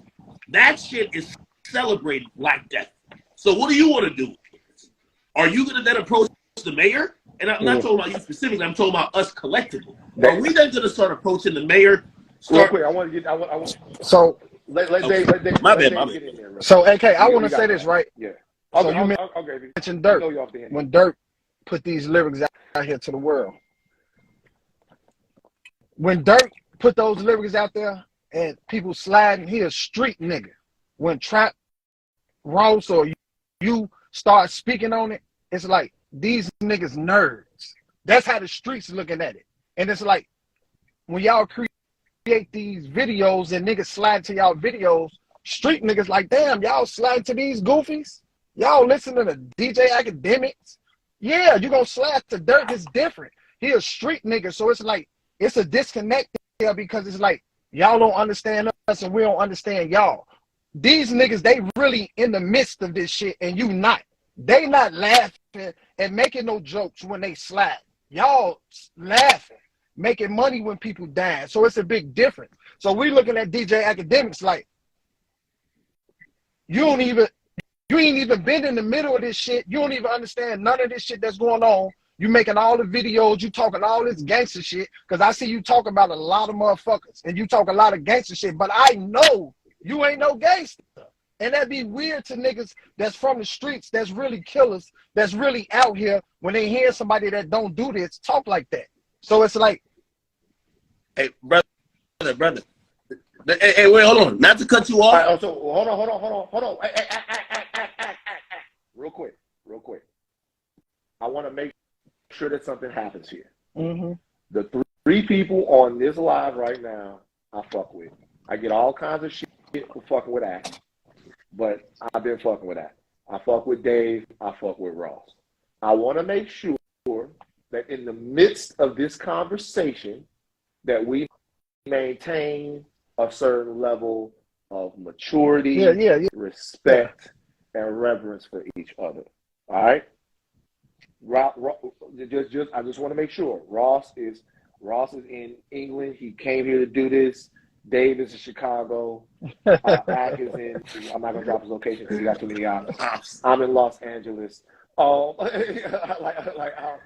in Los Angeles. I just want to make sure that we all maintain that level of respect for one another. Go ahead. I see the fucking wheels in your mind turning. But no, like, so I mean, I hear the point he makes, and I understand the perspective, right? So we're all kind of like trading ideas, and that's why I'm glad we're all keeping it respectful, because at the end of the day, I'm not going to say there's either side right or not. There's just a lot of different perspectives here, right? People looking at it differently. What I would say to him is this, right? I would understand and agree with the perspective if it was like, for example, there's killing happening everywhere. People aren't reporting on all killings and the nuances and the stories behind most of these killings for the most part, at least hip hop journalists, until multi-million-dollar careers are being created from the violence. So as you say, oh, they're in the middle of it, I would also ask you, do you believe that? Because the majority, like obviously there's a portion of drill music that really is because you're there, but a lot of drill music is because that's the content that sells. I don't think Dirk's reality is that, yo, niggas better duck. I don't think that's his reality currently. Like Dirk is a very wealthy guy. But that's the music that stokes a particular passion, even in people like me, right? Where even if you've never lived it, that music is great. Like, you love it. So again, everybody plays upon it for business and to make millions of dollars, including the record labels, including the streaming platforms we're all on. Let's just be honest. So to say that, oh, the people who are rapping about it, they're only doing it because they're in it, that's cap. You get what I mean? These dudes are rapping about it, maybe initially. Like, you know, when you hear the story of, like, how, say, Chief Keef made his first hit, they're like, yo, he at least that's what the story I heard. Like, yo, after one day they did some shit, you know, he just hopped on the mic and he was just trying to do something. That sounded real organic. But that's far removed from what drill music is actually now. Drill music is a billion-dollar business, not only for the rappers themselves, the billion-dollar business for the labels and the owners that sign those checks. And people know promoting black genocide, whether you are still in it, whether you ever lived it, or whether you, on a voyeuristic level, you know, you have friends that live it or you've been around it, it is very lucrative. So for you to say, hey, there's still a difference. And by the way, I've always said this. Trap Lord Ross video has 2 million views. If you think about a song like Should Have Ducked, it's platinum. If the equivalent of that in views is 1 billion. So when you say you're the problem, well, what about a song that actually names the person and basically taunts them? Well, I always say the people who are upset at Trap Lord Ross or DJ Akademiks, they're always quiet when it comes to the rappers. They never say, hey, we should boycott this song. Hey, how about we stop? Hey, how about we write a letter, or how about, there's many ways to do it. If y'all write a letter right down to the CEO of Spotify or Apple, but I'm not a hater, so I'm not going to be promoting that. But according to the people who don't like what me and Trap Lord Ross do and will want it to stop, if you would want all that type of stuff to stop across the board, you could easily contact Apple to say, hey, that song you playlisted is actually promoting the death of this person and blah, blah, blah. But nobody actually goes that far. That's what I'm saying. These conversations, on face value, they look good, but it does nothing because we stop short of addressing any problems. And by the way, I'm not saying the problem is Dirk or anyone else who does drill music. It's systemic issues, but we never get that far because you know what? We got a white dude here who seems like he's not in the culture, making a video that's very viral about our culture. We could just stop by saying he's the problem. So Ross, you want to jump in? I got something to say, but I'm gonna make sure. Yeah. I think it's really interesting because I think the one argument that a lot of people kind of really gloss over when it comes to this stuff is like people want to blame me, but then they just completely skip over the labels. And there's been a lot of hate for labels, not just for like promoting the gang violence, but also like kind of promoting all of this drug use and death, you know, whether it's the Juice WRLDs or the Futures. When it comes to labels, they really don't seem to care about, you know, whatever they're putting out, whether it's the black community or just the music listening community in general. You know, the record labels don't seem to care whether they're telling a whole generation of people to listen, to take perks, to sip lean, to kill their ops. You know, these are major record labels, billion-dollar corporations backing this stuff and pushing it. And you know what really, this was crazy because after I released my Von documentary, I had a VP from Empire, his label, DM me saying he was going to fly to London and beat my face in. So you got record label execs sliding about this stuff, bro. I couldn't believe it when I saw that shit. But like, honestly, the labels need to. And by the way, talk about being disingenuous, right? I'll give you some real shit that's actually happened, right? If we talk about instigating or fanning or fuel, I heard Dave mention, hey, sometimes there's tension, and actually, if people just diffuse it or don't talk about it, it goes away. Okay, I'll give an example. All them niggas in the Bronx that's beefing doing Bronx drill, Capital signed a whole all of them, everyone. Okay, King Fly got some. Here's the thing: when a record label basically then signs everybody doing the same type of music beefing with each other, and they give them checks, they're all now iced out. Do you think it incentivizes them to say, "Let me stop dissing my ops and go sing to a girl," or does it say, "Let me diss my ops some more"? Well, okay. So let's distill this and roll it back a little bit. All right. So I think we're actually talking about two different things here, because if we talk about the crux of an issue, which is dysfunction in specific Black American neighborhoods, then there are all kinds of reasons why that dysfunction exists. If we're talking about the glorification of that dysfunction, That's a separate structural entity onto its own. And let me tell you what I mean by that. A corporation doesn't have any feelings. Like, this is something that was expressed when the baby got in trouble. And people were wondering, well, why do those corporations continue to play music, the baby's music, when it's talking about Black Death, but if the baby talks about the LGBTQ plus community, then he's canceled. The difference is what the audience will accept. The audience will accept a specific type of music because, frankly, they're used to it, right?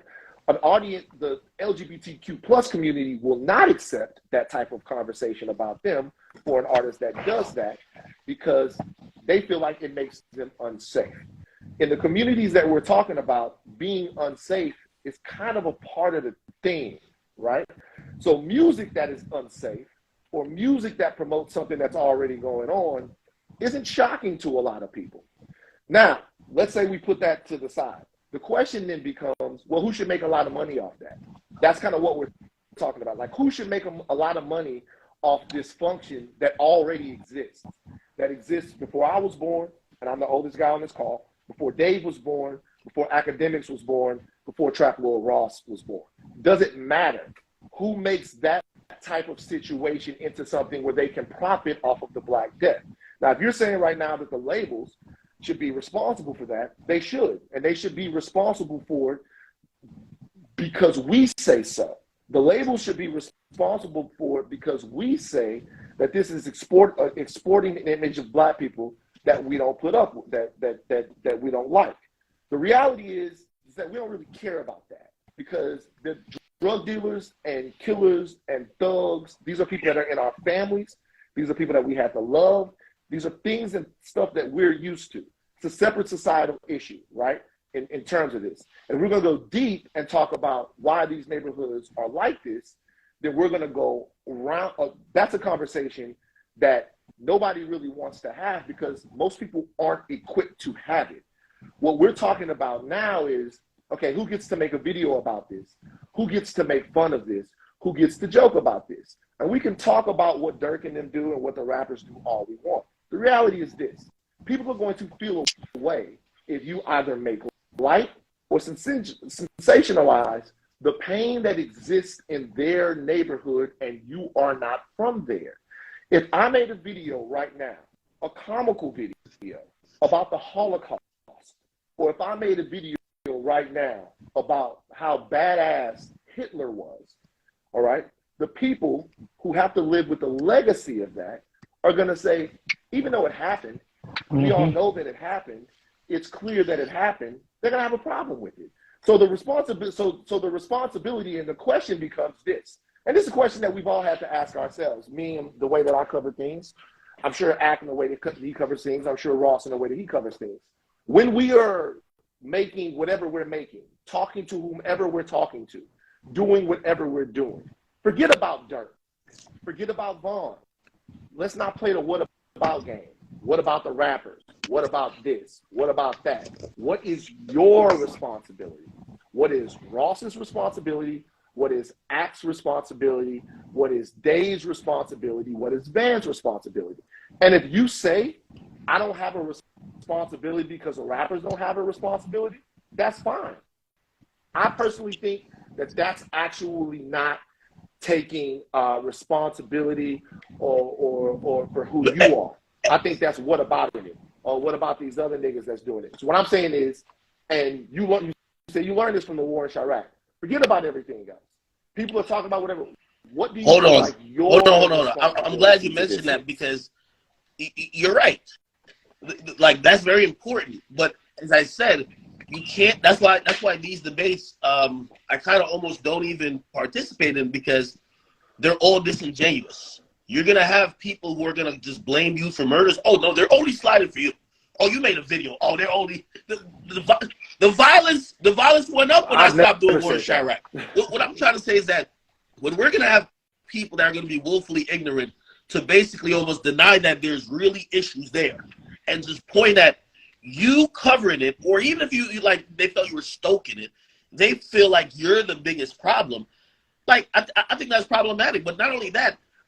as we talk about maybe like who's the person who should least likely speak on these things, again, let's go back to the victims. Those 7 people who died, or anyone who died in that video, do you think they are more offended by Trap Lord Ross's video or that King Von?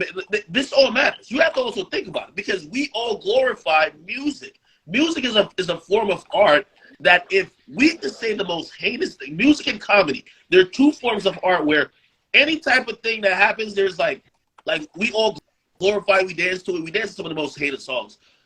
But we then have some type of morality when we see a documentary. Oh, why did you make this documentary? Maybe you're fucked up. Huh? Like, did you not watch the thing? Maybe the guy who killed 7 people was fucked up. Maybe that's what he's trying to bring awareness to. Like, how does this happen in American City? But nobody wants to talk about that. You want to talk about, oh, you're the white guy, or you're the guy not from Chicago. But the reality is that, like, we talk about that all the time. It's not about what people like there are people. They blame me for they blame me for all the murders in Chicago since 2012. Stop. No. Have you ever been to Chicago before? Then how do you know? You're doing a disingenuous shit. Are you saying, how do I know what? No. So listen. So how do you know who's talking about? When I was in Chicago, when I was there, I met with dozens of people who their entire life is dedicated to stopping violence in Chicago. So I'm not blaming you. Wait a second. First of all, chill. I'm not blaming you or Ross or anybody else for the violence in Chicago. What I'm saying is, even if you are not the reason why the violence in any place is happening, which you're not, that doesn't absolve you from responsibility in the way that you would either cover it or talk about it. I agree with that. Forget about as a content creator. Right. So that's all that I'm saying. I'm not saying no one can credibly or intellectually blame you for the violence in Chicago, or blame Ross, or blame me for celebrities fucking up the whole time I was at TMZ. However, I do say there is a way to cover something. I think nutritious and responsible, and then there's a way that's not. Oh, okay. I agree, but when I'm asking him though is whether or not my thing with Ross, me and Ross talked about this. My thing is whether or not the way that he went about it, if he was willing to listen to any criticism about it, and he did, and he was. Dave, go ahead. I feel like Act don't want to take, and I ain't coming for you, Act. I just feel like you don't want to take no ownership with it. We in Chicago feel like you report all the bad shit, and I know it sounds so simple. You report all the bad shit, but you never report nothing good. Like, you don't fuck with Chicago. That'd be the whole issue with Chicago and Akademiks, because you'll post, say Zoo, you'll post Zoo getting locked up with 300 fucking guns, but you won't post his record up there. You know what I'm saying? So it's like, you love Chicago so much, but you don't never post none of our artists. You'll never post if Dirk got a fucking shoe drive in Chicago. This is stuff that the streets that we be wanting y'all to respect as well. You know what I'm saying? And I know to you, it might not seem like shit, because you might be like, man, fuck them niggas. I ain't never got to deal with them niggas. But in reality, it means something to the city. That's part of your giving back. When sometimes if you be like, you know what? It's a buzz and artists in Chicago, I'm going to post them. That make us start looking at you a little different. Okay, so let me respond to that. First of all, that's absolutely infactual. That's incorrect, actually. So it was 2 weeks ago or 3 weeks ago, Dirk did a give back. Definitely posted on my page. Dirk, anytime does Dirk matter of fact, I think even one of my latest posts, I'm like, yo, Dirk is trying to save people. Like, that's kind of been one of the themes I've been saying. We're definitely posting it. Now, different now. When you talk about newer artists, and here's where most of these debates get to, people feel because I cover Chicago, I'm indebted to everybody from Chicago. Here's the thing. You are. No, I'm not. You speaking on street shit. No, listen. Listen. You speaking on street shit. So you here's the thing. Now. Those artists. You're part of us. That's how we feel, bro. Those artists that I covered their lives, whether it be Lil Reese, whether it be Lil J, those artists, of course, I'm indebted to. And by the way, I cover all of those artists still. Now, some random dude in Chicago now, what the hell do I owe that dude if you speak if on he's some trying to get on murders the or rap some game? shit with him that's negative, shout him out on something good too. That's all we saying. Don't always just be so negative. That's always been the hold on. That's always been the case. If you go back, and Chief Keef himself, because he DM'd me when I stopped doing it, saying that was always the source of, yeah, I do cover some of the things that might not be the best for your image, but all of that is also help propelling the music. Like it's kind of also like a two-faced type of thing, right? Like, when it comes to like say 600 Breezy and also Lil Reese, right? At first they were like, oh shit, he's calling us nicknames. Then they named their mixtape the nicknames. So again, all of that helped really the image that created the brand that also promoted all the damn music. I'm sorry to say, I posted all their stuff. I still do. I still post G Herbo. I still post. Now, here's the thing. Let's extrapolate from those guys I covered. I covered a finite amount of people. There ain't nobody who I was covering, or let's get off the people who I was covering. If I never covered you, and because you were just born in Chicago, it's not like somebody like, oh, yo, Akademiks owe you some promotion, like this is reparations. There ain't no reparations for like the entire city. You get what I mean? Like the dudes who I covered, I do believe because not only their stories were very impactful in having an audience look at it through my platform, of course I should support anything they got going on. Shit, everybody, I talk to famous Snakes all the time. I covered them a lot. I said, yo, whatever you got going on, let's run the promo. I tell them all the time. When Dirk got dropped back in 2014 or whatever it was, he was on Def Jam. Dirk used to hit me personally. Yo, I see you streaming on Twitch. Let's play video games because right now nobody's promoting my music. I always support it. Those are the people who I covered. Now, you can't just name some random dude who I never covered at all and be like, yo, he's from Chicago. You just owe us. You know what I mean? I feel like that's disingenuous. Can I ask you one question? Because it's your platform. You do whatever. Do you feel like you owe anything to the Black community? I mean, overall, yes. Like, but that's kind of also a weird question. Hold on, that's a weird question. Just real quick. Hold on. Before you go, what do you feel? No. Hold on, wait. Just wait. I just want to real quick. Okay. What do you feel like that is? Okay. What does DJ Akademiks? So first and foremost, I'm gonna tell you why it's a weird question because I'm Black. So basically saying you owe the Black community is also saying you owe the community that, like, it's basically saying you almost owe yourself as well. You get what I mean? Because I'm in the community. It's not like, when you usually ask that question, that's what I'm saying, that's a weird question to ask. You usually ask that question, it's fair to say, do you owe Chicago? I'm not from Chicago. But if you're like, you owe the Black community. Okay. No. I know. But what okay, so let me just real quick, it's only gonna take a second. Like what we're talking about, if you are white and you're looking at what's happening in Chicago, not just in Chicago, but anywhere else, there's a disconnection that you could feel to what's going on there, to where you would feel like I can cover that or do whatever and whatever I want, and it doesn't really matter. Case in point, TMZ. Harvey covers everybody kind of the same, but he doesn't understand that there are specific sensitivities when Black people are involved.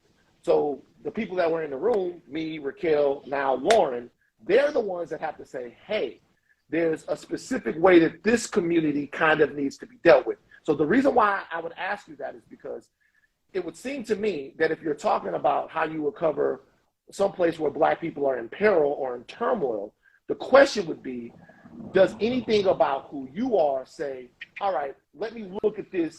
And by the way, and when you, I understand the question. Hold on. When I ask you, I know, but let me finish. Saying that you're Black, you being Black is the reason why you would feel the need to have some type of connection or owe somebody in some way. That's the reason why. That's the thing that you'd say, okay, or not even in the way you cover them, but even in the way you listen to them. Forget about covering, because you can make mistakes covering people, and we all have. But when they have a complaint, or when they have a correction, or when there's something that they want to say to you, the way that you would listen to them might be different if you feel some type of cultural or community so kinship. I'll answer which is the most obvious, and again, I'll go back to saying but I'm gonna juxtapose it with my current coverage of like even YSL. Like, I think my contribution, or part of my contribution, is the Black community, showing that's like well, number one, it's hoping that some of this violence or genocide or some of the degenerate behavior try to solve it, because like I know y'all must think that like I'm like this quasi like non-Black person. Like, we all come from impoverished backgrounds, right? And it's like, okay, well, who said that? Well, I'm just Nobody saying. said that. So when I use my platform to showcase areas and places that I feel like are clearly being ignored. The reason why I started the war in Chirac, I remember watching on the news. They'd be like, yo, at that time, like in 2012, they're like, yo, oh shit, 4 people died, and everybody's wilding out for like this, like they're having think pieces for a while. Then I would look, or like, I'm just like scrolling through news. I'm like, yo, 70 people got shot, and nobody talks about it. So I took it upon myself. Granted, not in the best way. Shouldn't have never used satire. I've always said it, but that was my way, and that's why I said about even Traplo Ross. Bringing awareness is actually a thing. Having these conversations, I just always say, why are we stopping this conversation? Bringing awareness of some of the things, like, for example, say if I didn't have money, but I had a platform, if I tried to bring to the attention that people were homeless in anywhere, you get what I mean? And try to get them help. I think that's trying to help the Black community. I'm not focusing on what the fuck they're doing in Idaho, them white boys over there, because that's just not what I'm into. I'm focused on the regions where music and similar interests of mine are affected. And in those situations, if I could bring awareness to either a situation or a particular place that seems like, they need immediate help, I think that's my contribution to the Black community. You know what I mean? Well, I get it. And so I understand that. And I think that we all try to do that in our own ways. And by the way, everybody has a career, and they get their information out in the way that they do it. And there's always somebody to tell you that you're not doing it right, or tell you that you can be a little bit better at it. That's just, everybody here is a semi-public person. And so you're going to take the good with the bad.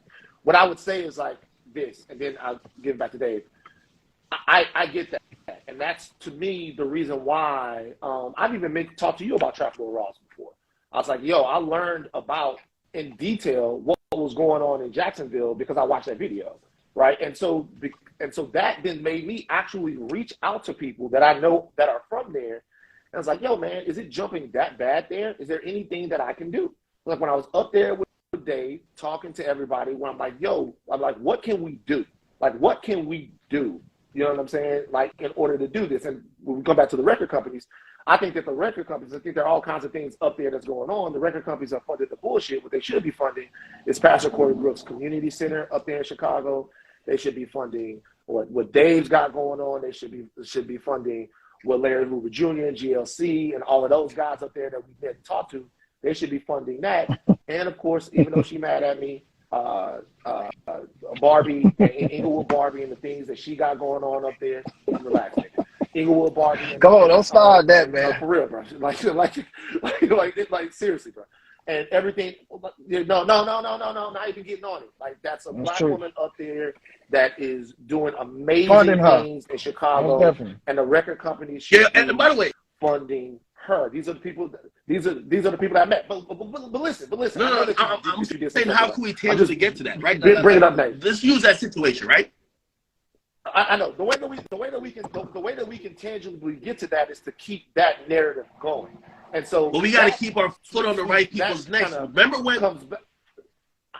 I understand that. But what I'm saying is that comes back to how things are being covered.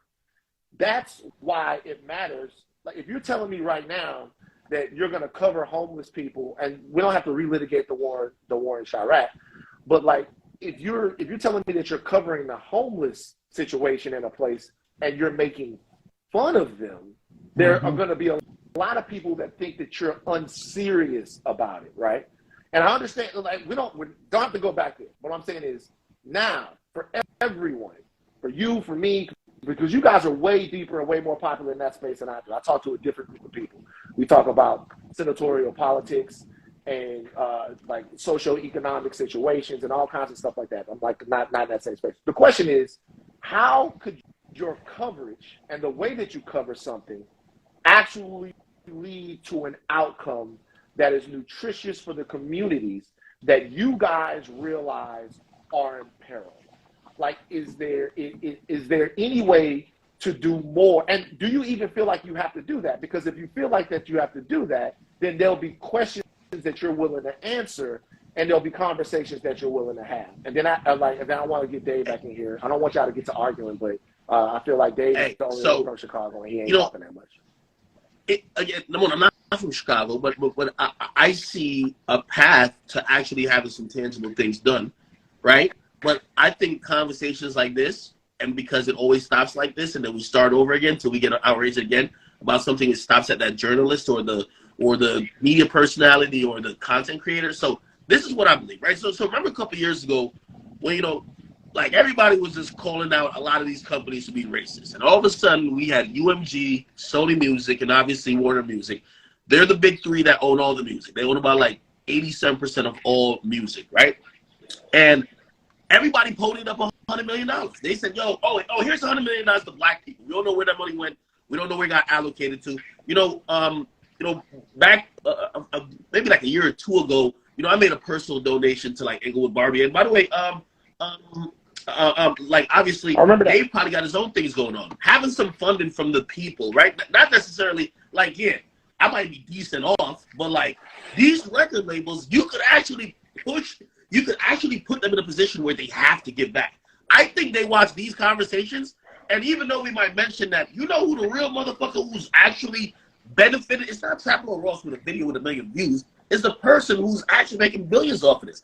You could actually force them to at least put some resources back in the community that that care about it can actually move around with it.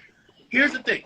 I am all the way in like, again, if my platform could be used to make that happen, I would love to do it. That's why I'm on here saying that. But you know what happens? Everybody else is going to be like, nah, nigga, it was you. You gave niggas nicknames. We're going to stop at that. That's the bigger fish you got to fry. It's like basically being mad about the laws of your city, but scared to go to one of these council meetings. Like, you don't even want to show up in politics. Yeah, you could talk about it all day, but if you want tangible results, maybe if there was, different allocations of funding for different things that could possibly try to help and quell these issues, maybe we would see a reduction in violence. It's not going to be like, oh, bro, you're making videos, that's why people are sliding.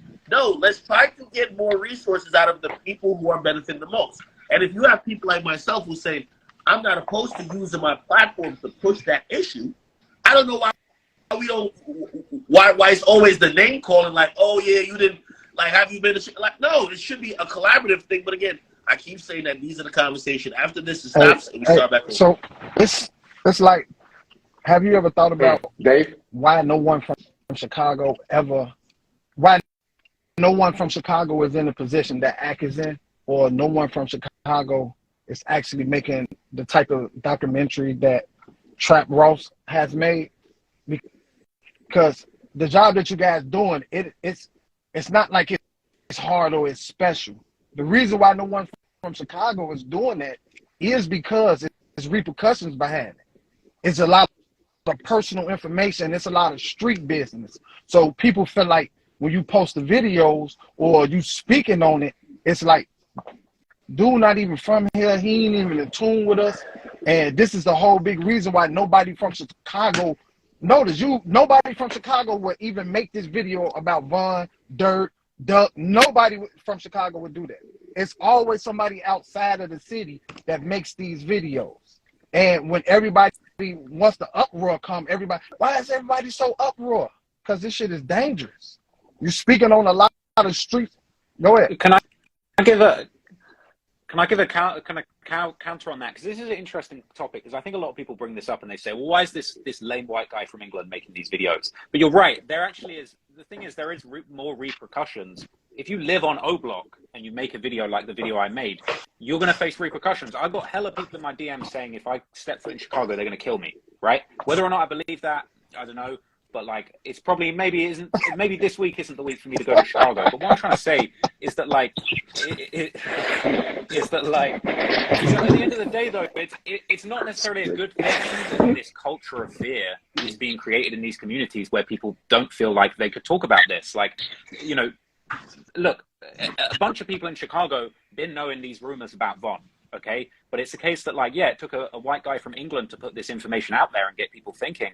But like, it's not necessarily a good thing that there's a culture of fear that people in Chicago that are living in these communities feel like they can't talk about it or report on it. And I actually, you know, people often hit me with the like, oh, you're a white guy, you know, don't support Trap Lord Ross, he's a culture vulture. But bro, I think that there's plenty of space for creators from Chicago or black creators to come in and make content. There's no stopping, you know, a young black media creative kind of guy coming through and making content in this space. And I think that, you know, that should be encouraged. I don't think people should be in fear of like violence if they talk about this kind of stuff on the internet. But if that's how the situation is, then maybe it makes sense that someone like me is making this stuff and someone in Chicago isn't. But at the same time, you know, it's sort of it's a funny argument. Like, I thought it was really interesting what Van said a minute ago when he was talking about like, if he made like a bunch of videos on like the Holocaust, for example, or like World War II, it's like, if you made a bunch of videos making a mockery of that situation,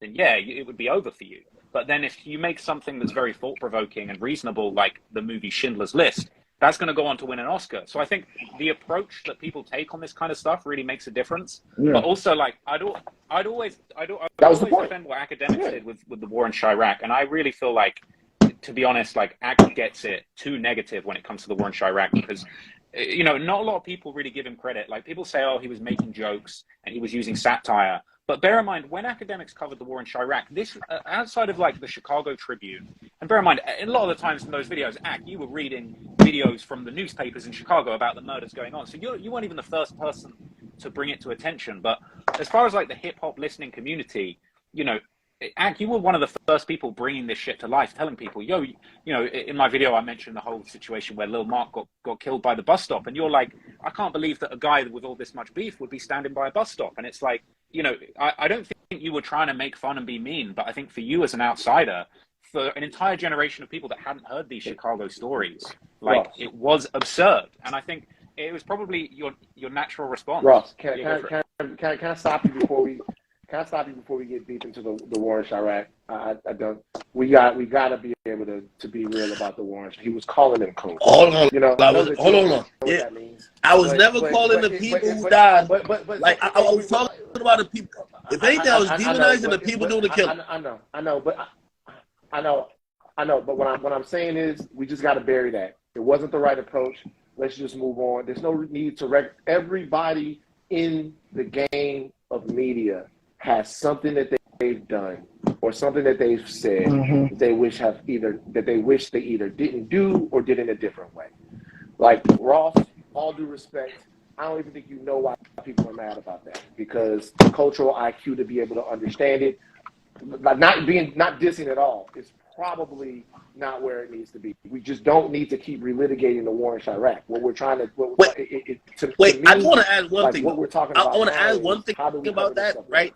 And I'm probably not negating your point, but I do want to say the majority of people who are mad at the war in Chirac never really watched it while it happened. This was something that they saw clips. They've never even seen the channel. Right, you know, it's something that, so they've seen. And by the way, was that moments? It was definitely too much, obviously, right? But like they didn't even understand the approach, or maybe even why. So again, it's a lot of, you know, it's like clip based. You know, we're living a clip based culture. Again, not defending the approach. I still say wrong approach. But it's one of those things when, you know, I'm out here doing my thing and I'm shitting all these niggas in the game. That's the only thing they can bring up. Well, he did the war in Chirac. You know what I mean? That's the only thing they really bring up. And I get it, because I would definitely do it different. But I think when people do the right job in terms of like covering it, which I think Trap Lord Ross does, shit, I think Trap Geek does. Like, I think there's a lot of people who are, there's this new realm of documentaries that are bringing people a little bit closer into, and I think this is necessary. If we all dance into the songs like Who I Smoke and you shout people's names out, it took me a while to know those are people who died. Man, I didn't know what Tuka was for a long time. It's important to know that. And if you think the audience should be so dull or so not in the know that they're celebrating the death of someone else, or it could be anybody without having known the context of why these songs were made, to each his own, but I can't necessarily agree with that. So I agree that, again, we don't have to defend the war in Chirac, but when we see people making documentaries about the people who are now making $1 million careers and songs about murder and violence, that we could understand what they're talking about, very important, if you ask me. Can I just add one more thing to just elaborate on that? Because I just want to make sure that like my perspective on the war in Chirac is clear. I'm not necessarily, I've seen all of the war in Chirac. I'm not necessarily like defending everything in it. But what I am trying to say is that like at the time, you know, no one had covered this type of stuff before, right? Ak was bringing the approach that at the time he thought was appropriate. Maybe he didn't realize how real shit got, but that was nearly 10 years ago, some of those things. And it's like now the culture has moved on so much. You've got someone like me where it's like enough time has passed, enough understanding has been developed that we know that Ak wouldn't talk about people in the way he talked about them back in the war in Chirac when this shit was fresh and he wasn't a big name. But it's like, I think enough people have gained an understanding of how real it is in Chicago that we now are ready to take it seriously. And I think it's almost like, I just want to make sure that like Ak gets his acknowledgement as far as like, he brought that shit to people's attention, and now it's serious. As you throw that acknowledgement to me, I would actually throw the acknowledgement to somebody who I want to say rest in peace to. Rest in peace to Zach TV. You know, for everything that, you know, Dave says, like, Zach TV was doing that. He was going to talk to the people.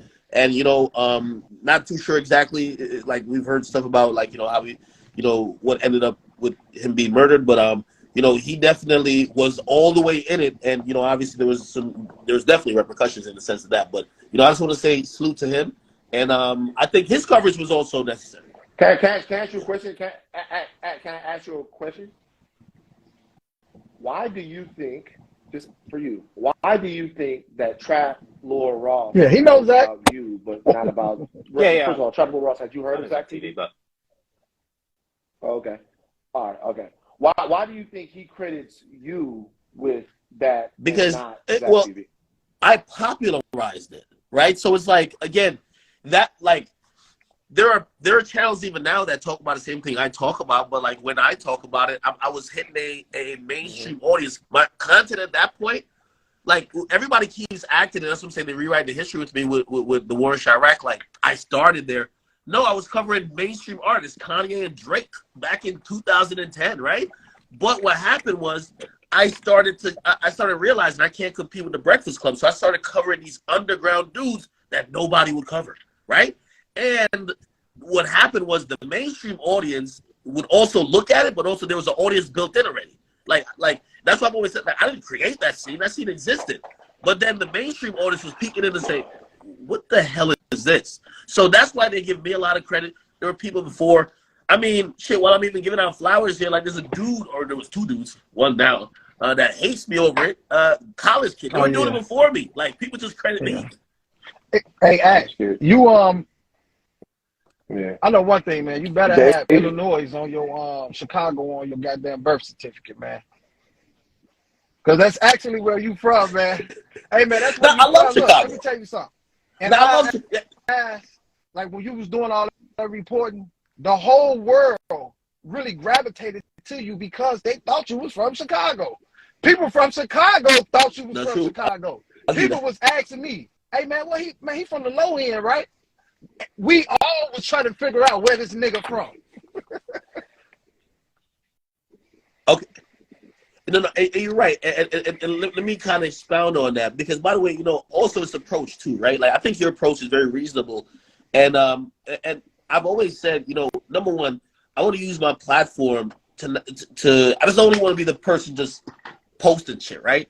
So I definitely want to have my platform to have a voice that stands, but also be a cause for change when we can, right? And Chicago is definitely a place where, you know, eventually, and I mean, in any way possible, even now, you know, we want to be able to help move forward change. That's what I'm trying to say. Like, you know, if there's anything that could help in the sense of trying to create change, like, we'll definitely be a part of that. You know what I mean? Like, obviously, like, when it comes to places or cities that not only I love, or identify with just because I've loved the culture so much. Chicago is pretty much at top of the list. It's always been. You know what I mean? And like that's why I've always, when people tell me like, yo, everybody hates you there, I'm like, no, that's lies. I look at my stats, like it's the most, Chicago is still my #1 region that watches me to this day. And I rarely talk about some of the happenings going on there. So, you know, obviously I definitely feel indebted to, like, you know, I'll give a quick parallel. Like, I love what Angie does with the Shade Room. Angie's from Nigeria, if y'all know. And trust me, when it comes to some African issues, you go see it on the Shade Room because she loves where she's from. She's using her power and her platform to try to help create change or help people.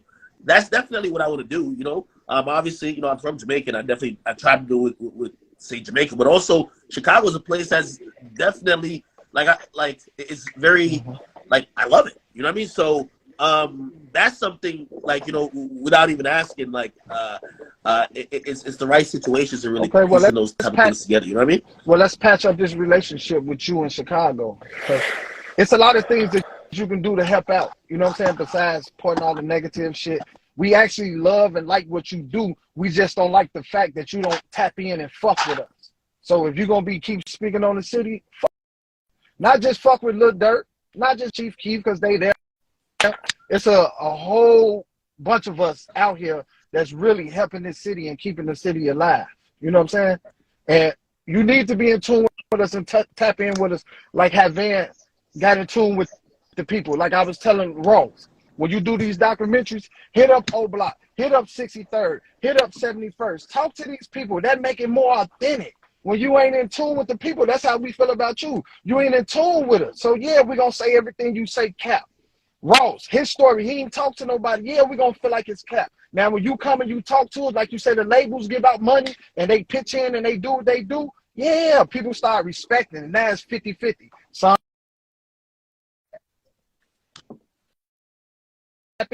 nobody's going to like shit that you're doing because you ain't fucking with nobody. So fuck with us because you a Chiracian.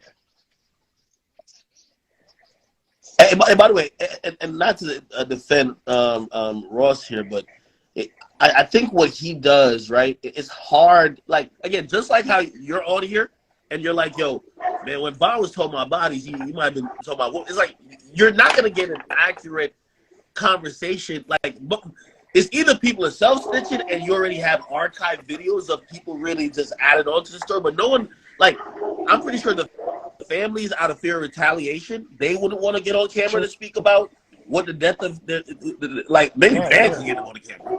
You get what I mean? But they probably don't even want to speak on those type of things. You get what I mean? And also, people who might be in the know probably don't want to get on camera saying, oh yeah. Now, like, again, we don't know for fact, but everybody around here is saying that's what happened. Like, nobody want to say that type of stuff. Like, that could be putting them in danger as well. So, you know, when it's an investigative type of thing, you know, as long as he's not just making about a thin air, I think he was using actual sources from the people who were there and people surprisingly tell on themselves. But I don't know if he shows up. I mean, that could definitely show the humanity part of it, because I don't think he's doing this to, you know, like just on some voyeuristic, like, oh, look what these fucking animals are doing. So I definitely think that's needed in the sense of, like, you want to make sure that if you're doing a documentary, you're not just laying out the facts and just ignoring the fact that there's a lot of hurt. So, yeah. So let me ask something real quick, and we can wrap this up, because I really do think that despite the emotions and that everybody, you know, and that everybody's livelihood is being discussed here, and an American city and all of these stuffs, and you know, we've gotten deep into a lot of things. I think this was a very constructive and nutritious conversation. This is what I'll say. Like, I think the documentaries are well done. I watch them when they come out. I'm a YouTube fanatic. I watch all of the stuff. I try not to be precious about it. Even stuff that I don't like. But, you know, if the goal of one specific piece of art or commerce is to get people to watch it, that's one thing. The men on this call know how to do that. If the goal of a specific piece of art or commerce is to get people to understand a specific issue, the way it affects people and how people's lives are being impacted by it, that's a different thing. That second one, it's very difficult to do it without talking to people. It's just harder. It's like the first one, and it doesn't have to be cut and dry, right? The first one, if you watch any of the great documentaries that Vice has done, right? The mini documentaries, right? Like Vice did a documentary about a dude that was getting jumped into the crib. They beat the shit out that nigga, if y'all watch that bitch. And they were right there with him as he was being jumped in. Like they're right there in the middle of it. And so there's something, and you can see kind of the decisions that the person is making. You don't have to do it that way. But at some point, the human stories that you guys are talking about, like I know that when I did Hip Hop Homicide, I talked to people and they lied to me. They lied. They straight up lied. Ain't nobody gonna get on camera and say my son did this. They're not gonna do it. The question is, what part of their story is the truth? I tell you the pain is the truth. I tell you the feeling of frustration from having to bury so many people is the truth. When you talk to Duck Mama and you get and Mama Duck, and shout out Mama Duck, listen to her talk about chaos. She don't mention one thing that the rest of the people out there talk about when she talk about chaos. She talk about K.I. like to rap and dance and play basketball, and she talks about who K.I. was as a person and how much she misses her. And that to me was, I'm not gonna. That to me was, it reminded me that this is a human being. And all of this shit is really fucked up. That's the last thing I'll say. But, I just want to add to that point. And this is another cyclical loop that always happens, right? Because you're right. I remember I only started posting Mama Duck on my page because Mama Duck was in my DMs cussing me out saying, yo, you posted this guy while he was all alive and my son is dead and now I feel I'm getting some justice and you're not posting that. You're being unfair. So I guarantee somebody else from afar might look at that and say, no, that's instigate. You're posting both sides. You know what I mean? Like, it's sometimes, people, like, it's hard to be kind of, like, fair and impartial. And then, again, as I said, I don't think there's a perfect way to do it. I just hope that these conversations turn to be something else. Hey, that's actually perfect. My only thing about that's actually perfect. Because on the street side, that's how you're not in the middle. Literally. Like, if you post Von and you post Duck, ain't nobody going to look at you funny. But if you just post all Duck or you just post all Von, the streets feel like you chose your side. That's why a lot of the backlash that you hear, it comes from the other side of whoever that person is. You know what I'm saying? So that's why the streets be trying to tell the bloggers and people making documentaries, you got to talk about the other people as well.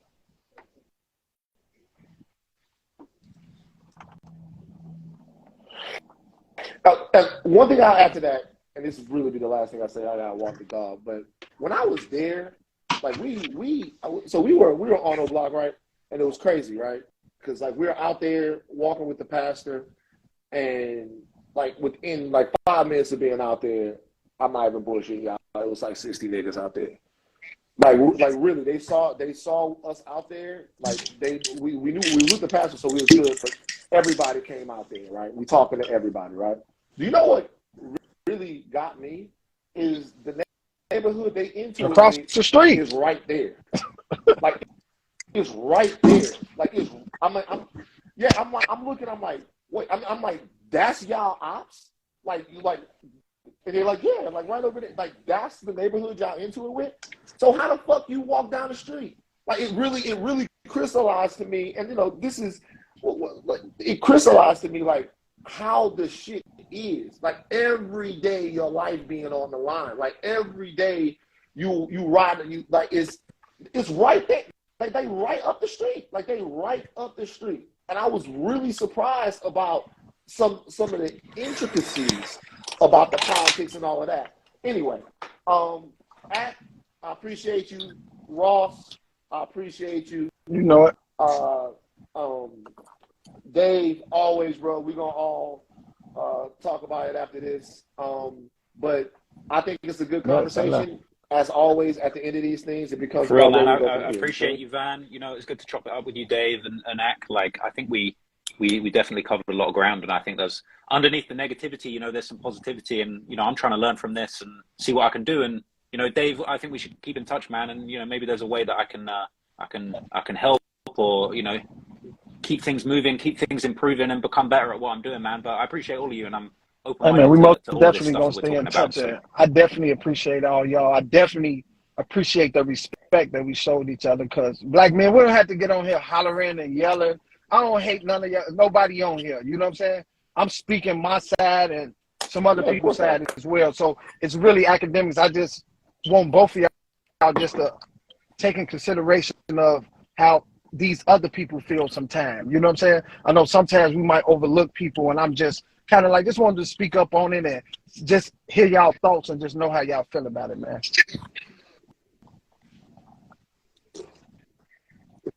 I think that's Cool. fair. That's fair what we both said. And then I was just coming here to watch.